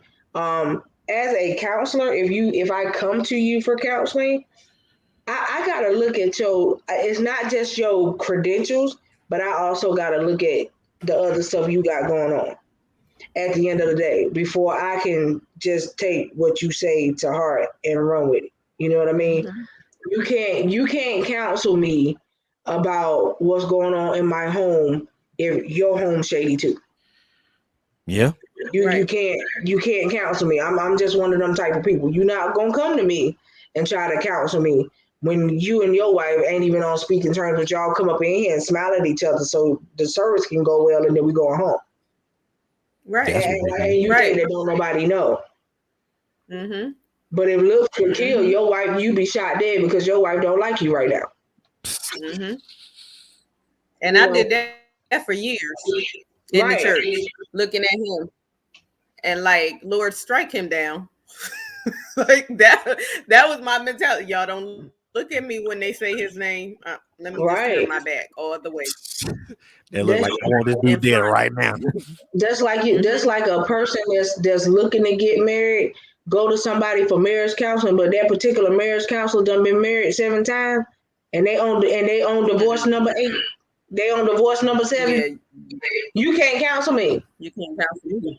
You can't counsel me because you need some counseling yourself. Because obviously you are a habitual marrier. If it didn't work for you the first 2 times, you shouldn't have tried it the next 5. Okay, and that's just my observation. Okay, if it didn't work for you the first 2 times, the next 5 you should have never tried, because obviously the first 2 times didn't teach you nothing. What? Because you still bringing the same mess into all 7. Because now you've been divorced from all of them. Q, check this out. Check out this statement right here. I spoke at a church on abuse, and after the service, the pastor said I could never speak at his church again. I told him I did what God wanted me to do and be blessed. Well, that's, you know what? Let me tell you something, Miss Virginia. You did your job. And at the end of the day, the reason why he told you couldn't talk about it no more is because he won them. Because he in the exactly. It's because he won them. That's the thing about a lot of, when you go into churches to speak, when you speak on certain situations and they tell you that they don't want you to come back, it's because you done ruffled some feathers and you done opened the door to some stuff that's going on. Mm-hmm. Exactly. So that's right. It's okay if they don't want you back. Be good with it.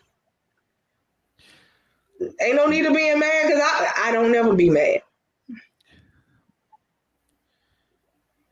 What about if you have a daughter? What about if you have a daughter? Do you want your daughter to feel like it's okay for men to abuse? No. Man, hell no. No, because look, let me tell you something about that now. You got a lot of men that are abusers, that if they find out their daughter being abused, they don't like it, but you want it. Exactly. Right. They got a problem with it, because I've seen it. They got a problem with it, but you want though. Okay, so how you supposed to tell her how to be treated by somebody, but she don't watch what you do? Yep, Not only are you an abuser of women, you are a manipulator of women. You are a womanizer because you don't know how to be with just one. And all of this stuff your daughter has now witnessed. So she wonders if the dude that she gonna be with gonna do the same thing to her. And amen, Miss Page. And the thing of this is, and I agree with you, Miss Page. And the thing of it is this. Again, it goes back to what I mentioned earlier. It goes back to the origin. It goes back to the beginning. It goes back to about how you were raised as a child. Yeah. It goes back to that. And a lot of people just say, well, that's just who he is. No, hell no, that's not who he is. That's who he became. Right. You can never say how that's who somebody is. That's who they became based upon what they were brought up in and what they were exposed to. Now I got a daughter. I have a daughter. She's married. I explicitly told her husband, "Hey, please treat my daughter like she the queen, like she the queen of England. And you won't have no problems out of me." Right. I mean, you won't have a problem. You won't have an issue out of me. Treat my daughter like she the queen of England. You won't have a problem. If I get a call or text and that's a problem, it's not an issue for me to catch a flight to Japan. COVID or not. Look, one of the things that I realized is this right here. People gonna be people. They're gonna be who they want to be. Regardless. At the end of the day. You don't have the power to change nobody. Nope. They have to want to change themselves. Right? And a lot of times when you want to see change, you got to be the first part of that. Exactly. So the first thing that gotta happen is if you want certain changes to be made, you gotta be willing to make them yourself.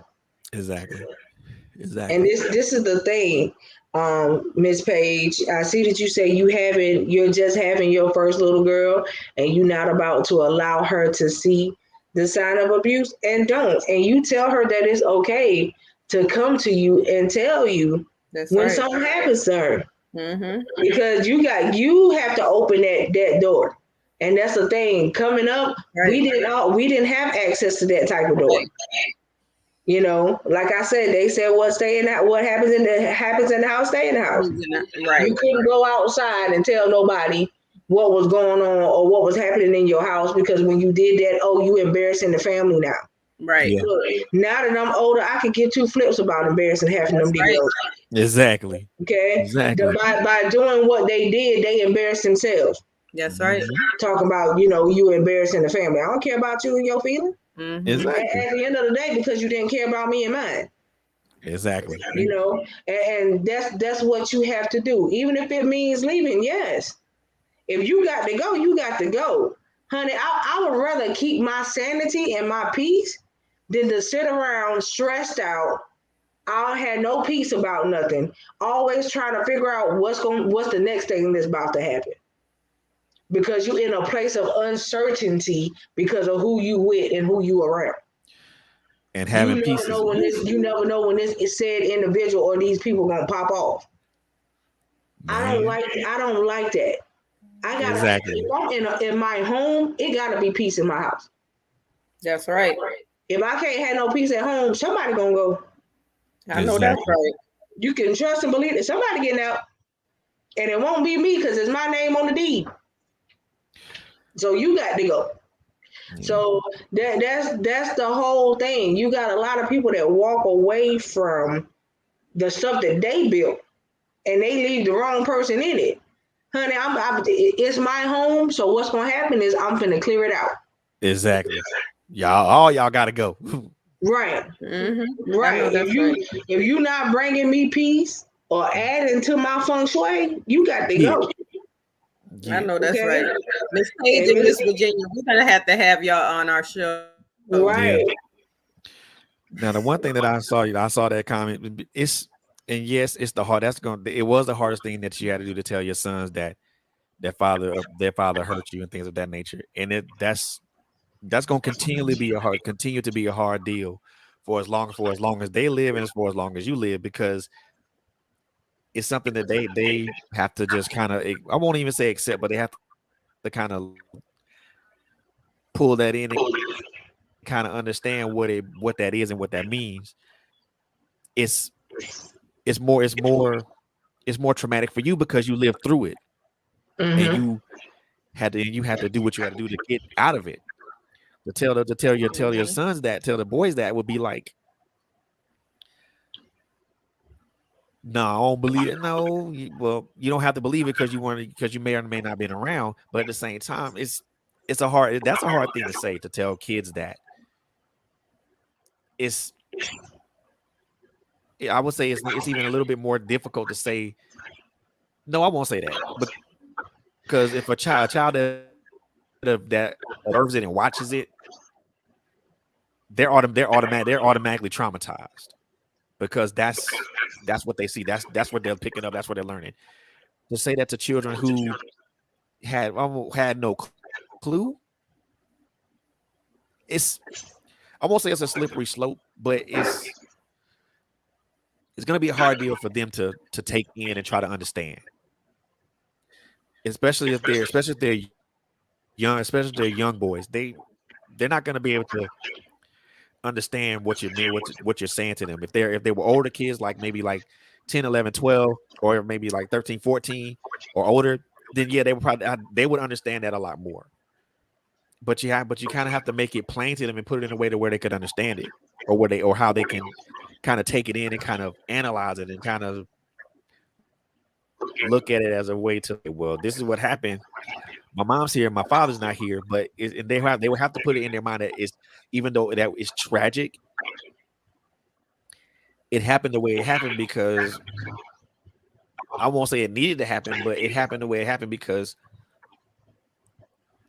that's the circumstances that their father put you in. And when people get put against a corner, they always say a corner person doesn't fight. That's a lie.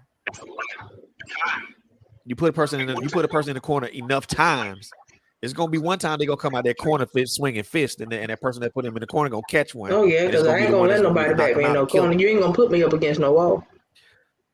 So that's the biggest thing about the biggest thing that I think your children will take away from what you told them is the fact that you told them the truth. Instead of them thinking that whatever has happened to their father would happen in a different way, and they come up growing up believing it's a lie, and then you tell them later on down the road when they're older, that's when you get into the situation of now you're going to make your children not like you because you could have told them the truth early on. You know what I mean? And I think Taraji Henson, her story behind her son's father dying, and her trying to feel like she was sheltering him because she didn't tell him the truth until he was grown. You know, and it affected their relationship because for a long time he just wanted to know, well, why you just didn't tell me the truth? And he had already heard it from somebody else before he heard it from her. So then when he went to her and she finally decided to tell him the truth, it was too late because he already knew. He heard it from an outside source. You know, and you don't want it to be that way. You know, early on, just go ahead and tell them the truth. You may not know what the repercussions going to be, but eventually they love you more for telling them the truth than to live a lie. Better to nip it at the bud and head it off at the pass. Because, you know, just you'll have that situation on your hands to where that young man or that young woman is angry now because they were told something from secondhand and didn't hear from you as the parent. And then there's going to be a lot of hate, a lot of animosity, a lot of anger, a lot of unresolved feelings. And I don't think anybody wants to leave this earth without having to reconcile all their wrongdoing. You know, I don't want to leave this earth without reconciling all my wrongdoings. Right. Amen. Because if I don't reconcile all those wrongdoings, I mean that's for me, that's not absolution. That's not putting myself at peace, even though I know I'm at peace because I know I forgave myself for doing it, for doing whatever, for doing the things, for doing what I did. But even though I haven't spoken to the person that I hurt since I left, when I left California, went to Washington, I still wonder what it would be like if me and her were face to face and I was able to talk to her and tell her that I'm sorry. I didn't mean to hurt you. I was angry and I took it out on you and I apologize. But that person's not here to hear that. And I don't know about anybody else, but for me, at least, even though I've forgiven myself for what I did, the simple fact of not being able to apologize to that person still weighs heavy on my soul. Because I don't want to leave this earth and not be able to gain absolution from that. Like I said, even though I've forgiven myself for it, and I've absolved myself of it, and God has forgiven me for it, I want to be able to tell that person that I'm sorry, and I want to be able to hear the words that, Fred, I forgive you. But, you know, this person's not here, and I can't say that to her face. So that's something that weighs heavily on me. And it weighs on me with a tinge of regret, but also a little bit of guilt as well. But it's something that weighs heavily on my soul. And so let me ask you this question. How do you get past that? You said twice that she's not here. So you forgave yourself and you said God has forgiven you. So how do you get past the heaviness? Or do you continue to carry it? And the question is, with that being said, when you truly forgive yourself, there is no guilt. That's true. You know, And you can't carry it. right? And It's too heavy. yeah, and I guess it comes to the realization of understanding that you've already been See, this is the absolved. thing. You already repented.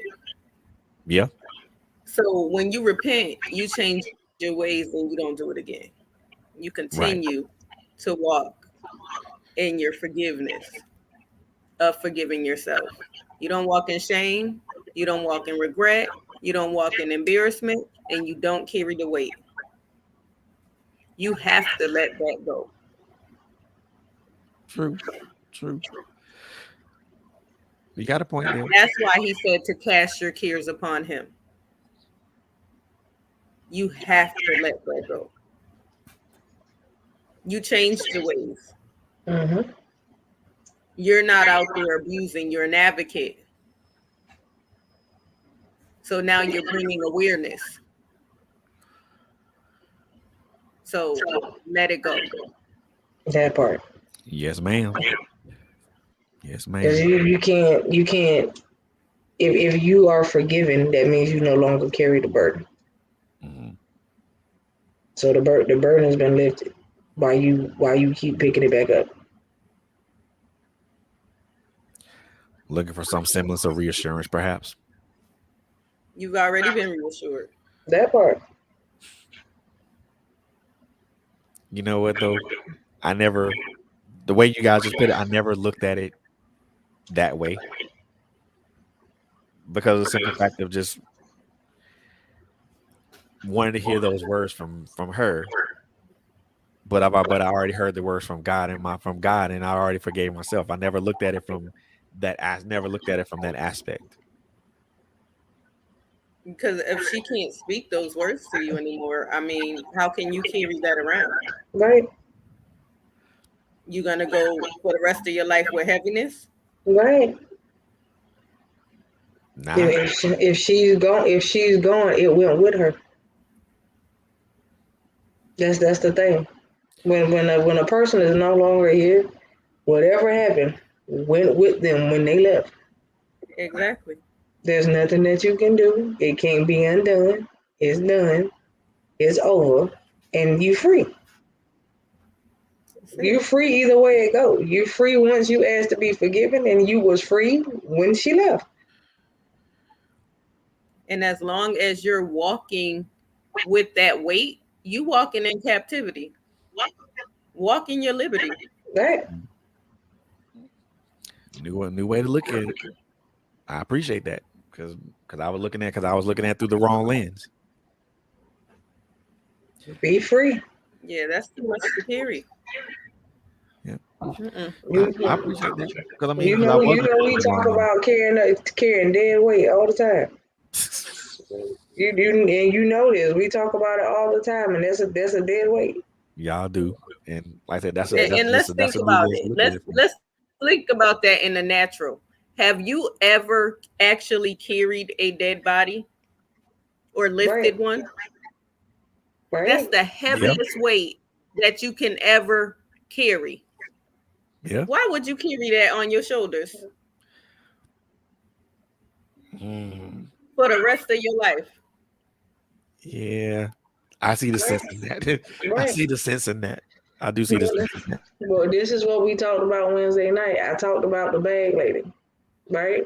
So if you carrying weight from the situation with her, how much more weight are you carrying that you have refused to not drop? I want you to think about it. Excellent question.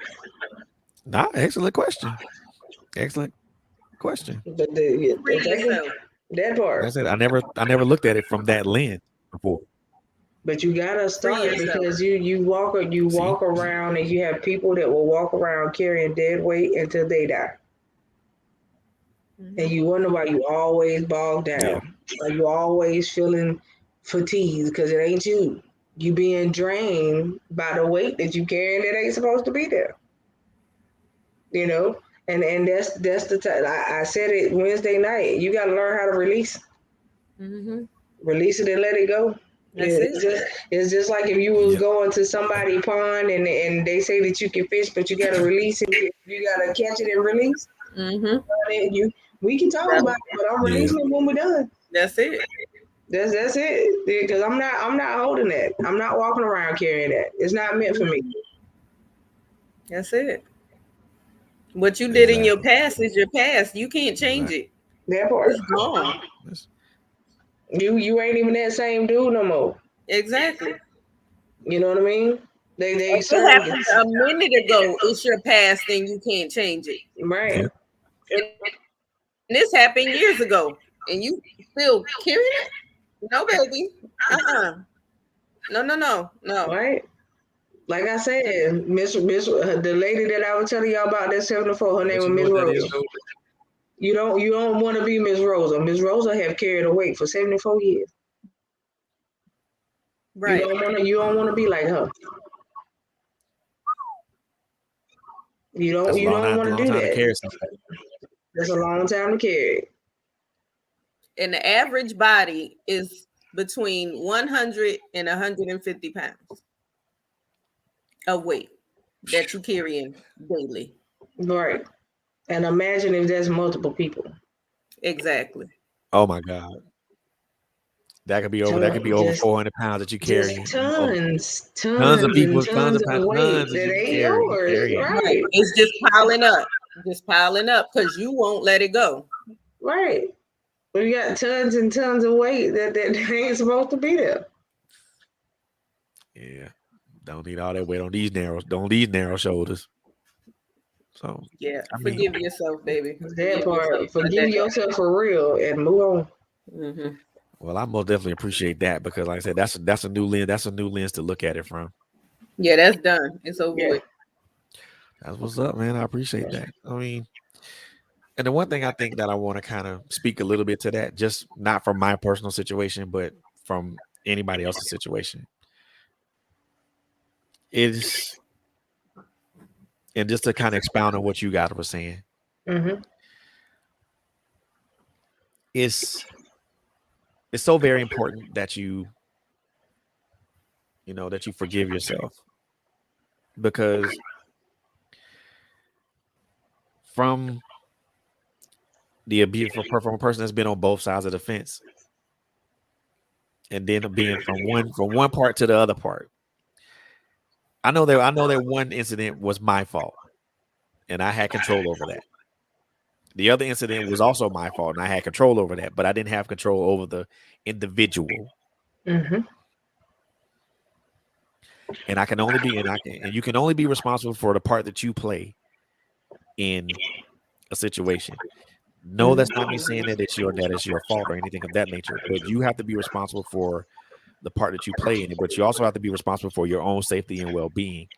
It is vitally important that you forgive yourself for whatever it is, because again, someone raising their hand to hit you is not your fault. Someone talking down on you, talking to you like a dog, that ain't your fault. That's a fault of the person that's doing it. It ain't you. That person's insecure, or they've been abused, or they're narcissistic, or whatever the hell else they got going on in their mind or in their life. That's not for them. For someone to do it, that's not your fault. You don't have a part in it. You don't have a part in that because you're the receiver of what that is. But you do have a part to play when it comes to recognizing what it is, realizing what it is, understanding the brevity of your situation, and then finding the fortitude and the courage to leave. Consequences be damned. Whatever you lose, you lose. What's more important? Right, but what are you losing? Some people look at it from a material standpoint. Some people look at it from to being taken care of standpoint. Some people look at it for I want to stay with the kids standpoint. Right. I want to stay because of the kids standpoint. But I don't. If you leave, you ain't caring about material possessions. You're doing it for the safety of your children. That's right. That part. But that's the So what reason is why I'm saying, what are you losing? So what? So what you gonna lose? You gonna lose the simple fact of be able to ride in a Benz or a Maserati. The hell with that.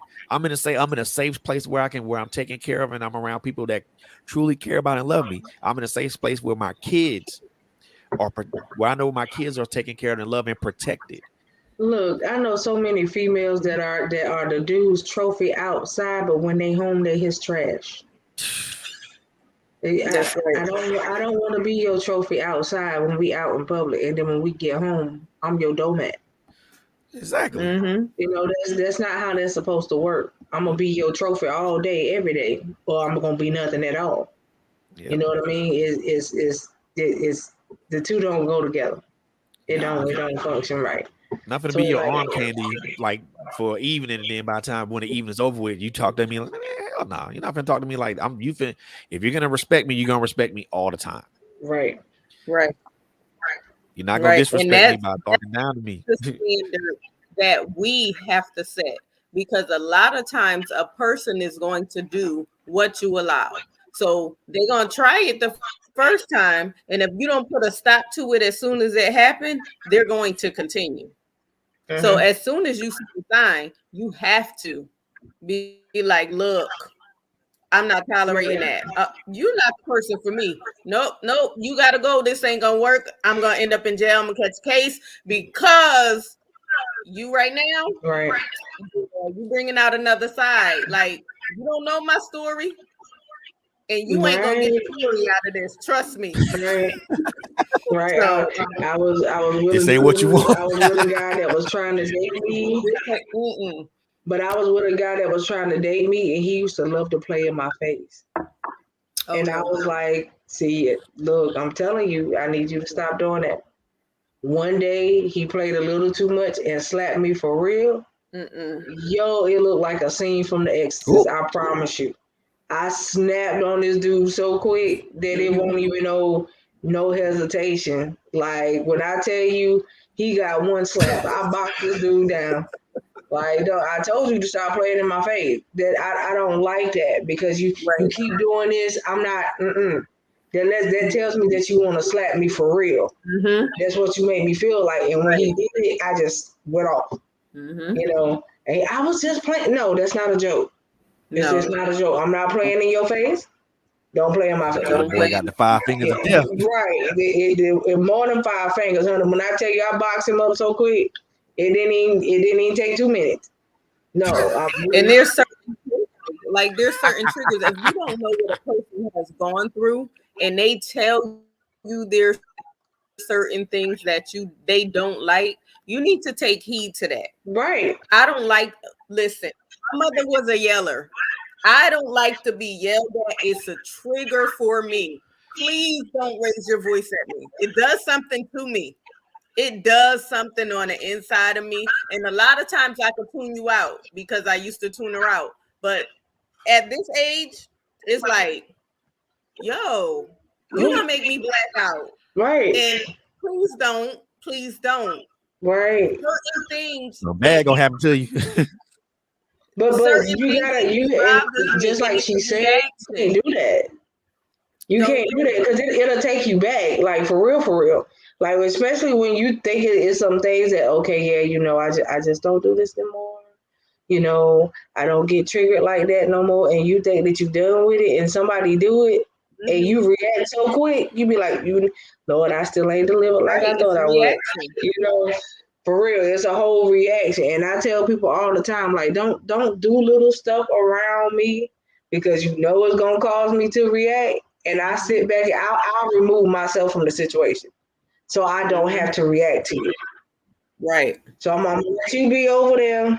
It was nice to see you, whatever, blah, blah, blah, whoop-de-whoop. But I got to go. Exactly. I just can't. I'm just one of them that you have to take. I'm not gonna let you take me backwards.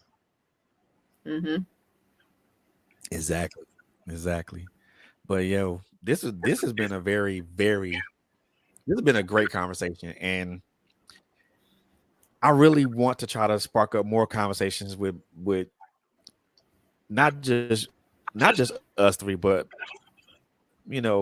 like-minded people like us, like Miss Page, like Miss Virginia, because we need to have more conversations like this, because Right. this is something that happens all the time, every day, every every day, every month of the year.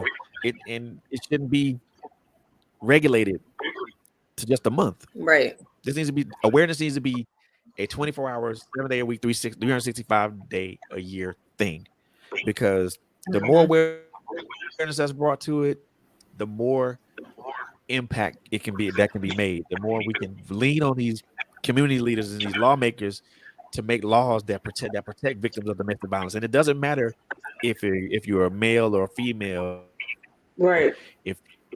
because one thing that a good friend of mine, Miss April Domestic Jackson, violence is when she domestic did, and violence. she I told don't me care in what. interview, exactly, it has no gender, it has no sex, it has no orientation, none of that. And if someone that's abused is abused, it doesn't matter who you are. And I really want to have more of these conversations. I really do. We need to have more of these conversations. Well, I mean, you know, all you got to do is say the word, and we own it. So, but we really do. I truly feel like somebody, even if it takes us to start it, and we got to figure out what we got to do. I really truly feel like we should take time in the life that we got to try to get it passed into a bill. Indeed. Exactly. It's work. It's work, but it can be done. Indeed. Yes, it can. Indeed. Sure can. So before we close out tonight, I want to say that I want to say this. There are resources that are around that you guys can that can help you. If you're in a domestic violence, if you are in an abusive situation, and as we stated earlier, abuse comes in many forms, not just physical and verbal abuse. If you are in an abusive situation, there are resources that can help you. Call the National Domestic Violence Hotline. The telephone, we already posted the telephone number in the chat when we'll post, and I'll post it again. It is 1-800-799-SAFE. Again, that's 1-800-799-SAFE. It's an anonymous line. You can call anonymously and let them know what your situation is. There are also local and national coalitions that are around, that are in your local and state area. Get in contact with them. Find out what you can do to help. Find out what you can do to help if you're an advocate. Get in contact with a local domestic violence shelter. Let them know your situation. I know during the advent of COVID, it's been a little bit difficult for folks to be for battered women and men and children to be accepted into these shelters, but there are resources out there for you. It's just a simple fact of finding them. And for those people who witness something like this, or know someone that's in a situation, help them. Right. Help them. Don't sit there and just be idle about it. Don't sit there and just say, well, it's not affected. It doesn't affect me, so I don't need to get myself involved. That's a lie. It does affect you. That's right. Right. If you can help. If you can offer a resource such as a warm place to stay, food and shelter, do that. If you see this happening in front of somebody, stop it. Don't think because you're across the street and you see this happen across the street that you ain't supposed to be involved. No, that's your duty as a human being to get involved. That's right. And if you don't get involved as a human being, then I'm not going to say that you're less of a human being, but you're part of the problem. And we got way too many problems when it comes to this particular issue. We got way too many problems and not enough solutions. That's right. And if we're not a part of the solution, you're part of the problem. Just do something. It doesn't matter what you do. If you know somebody that has a nonprofit, get involved. Ask questions. Do your research. Find out what domestic violence is. Find out what domestic abuse is. Find out what abuse is. Right. Get involved. Get involved. Do something. If you got to beat the streets of your community, then do so. And like I said, if you don't even physically want to be involved, all it takes is a phone call. Exactly. That's right. That's it. That's right. You can ask people to conduct a wellness check, and they never got to know that it was you that did it. Exactly. That's right.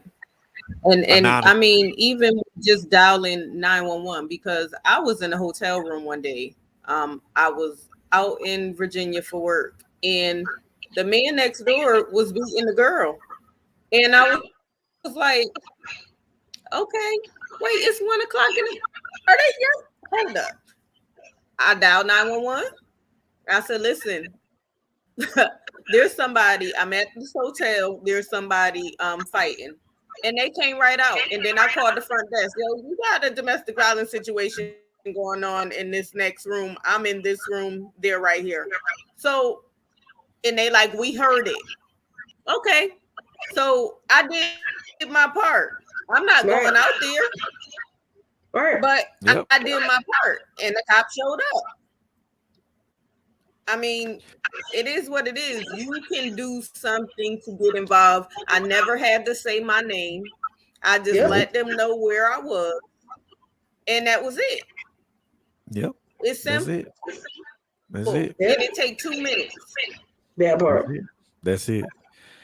And, you know, as we close out this particular program, I want to leave, first and foremost, I want to thank Miss Lorrie Arevalo for coming on and just blessing us with her presence and just being able to have a conversation with us. I also want to thank my two beautiful hosts, Miss Quint Jones and Miss Coco Fenton, for coming on and, you know, taking the time out of their Friday night to come along to, you know, to come along with me on this particular conversation and this journey. Before we close out, I want to leave a thought. I want to leave a thought with you guys. Domestic violence is, to me, a social dysfunction. It has an origin, it has an end. But in the middle of that, we need to get back to, and I'm speaking to this as not only an advocate, but a person that comes from both sides of the fence. But I'm also speaking to all those who are advocates. We as advocates need to get back to the human side of this. What I mean by that is that we, instead of just looking at these people who suffer from this and these people who perpetrate it as victims and perpetrators, we need to look at them as human beings, and we need to treat them as such, irrespective of victim or perpetrator. We start treating these people as human beings, and we get to the origin of where this starts. I truly and strongly believe once we get to the origin of it and we fix that, and not necessarily fix the origin, but help try to either fix the behavior or whatever it is that we can do to try to not fix that person, because you can't fix everybody. Mm-hmm. But if we get to the origin of it, the beginning, I truly believe that's where healing can start. When we get to the beginning of it and we find out why this happened, that's where the healing can begin.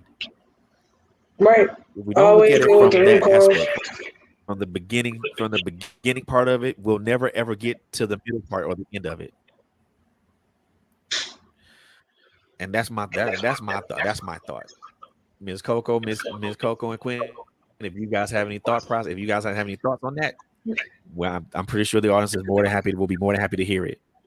I mean, you always got to deal with the root cause. If you don't never deal with the root cause of the issue, it'll never get fixed. Period. And that's with any situation, not just domestic violence. That's with any situation. Period. At the end of the day, the biggest takeaway is, now that you know, what you gonna do. That's pretty much what it is. It's just that flat out simple. Exactly. Now that you know, what you gonna do. Now that you are aware, what are you gonna do?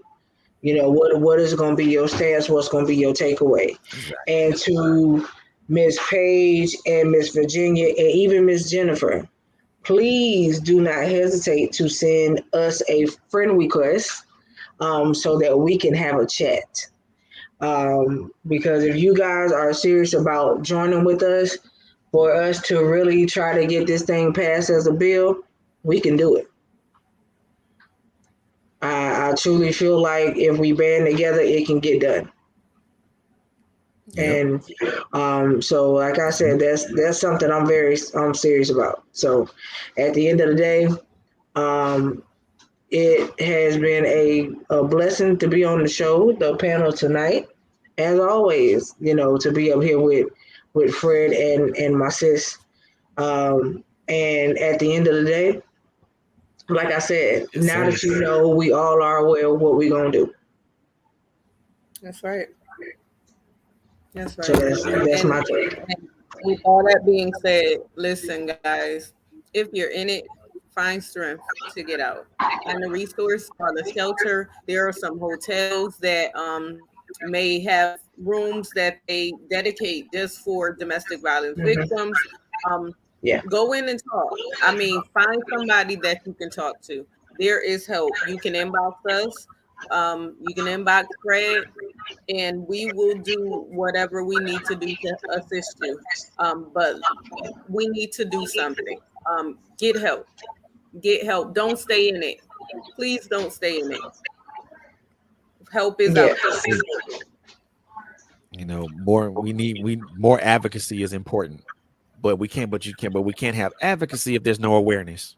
Right. And I mean, just at the end of the day, we just need more people to step up. Period. That's it. And I think the one thing that I heard from a conversation that I think Brandon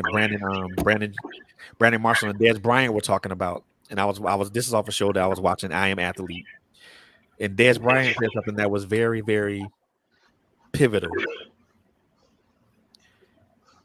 You can bring it. It's one thing to bring about awareness. It's another thing It's another thing to bring action to it. If you bring about awareness, action has to follow. So you can't say something. You can't say we want to bring awareness to this and you don't put action behind it. The three of us that are right here, we can speak about it because we've endured it, but we can also put action behind it because we're not afraid to. And not only can I speak for myself, I can speak for the other two ladies that's here. We're not afraid to put action behind our advocacy. We've done it more than one occasion. So as we bring about awareness, let's put direct action to this. Let's beat down the walls of these state capitals and have these folks start putting things together that's going to protect victims of domestic violence. Let's put a law together. Let's do this. Right. We can all do this if we're aligned together and if we're a team. Let's do it. Let's do it. Right. But ladies and gentlemen, that's going to end this particular show tonight. Again, continue to follow us on Facebook, on Instagram. Follow our YouTube channel. Follow us. Our individual Facebook, Instagram, and YouTube channels. Follow us individually. Don't be afraid to reach out to us because each one of us is a resource, and we know people that can get you the resources that you need. So on that particular note, on behalf of myself, on behalf of TrailBlazerz Radio, on behalf of my sisters Quint Jones and Coco Fenton, I want to wish you guys good night. Take care of each other. Be safe. And please look out for one another. Y'all have a good one. Good night, everybody. Good night. God bless you.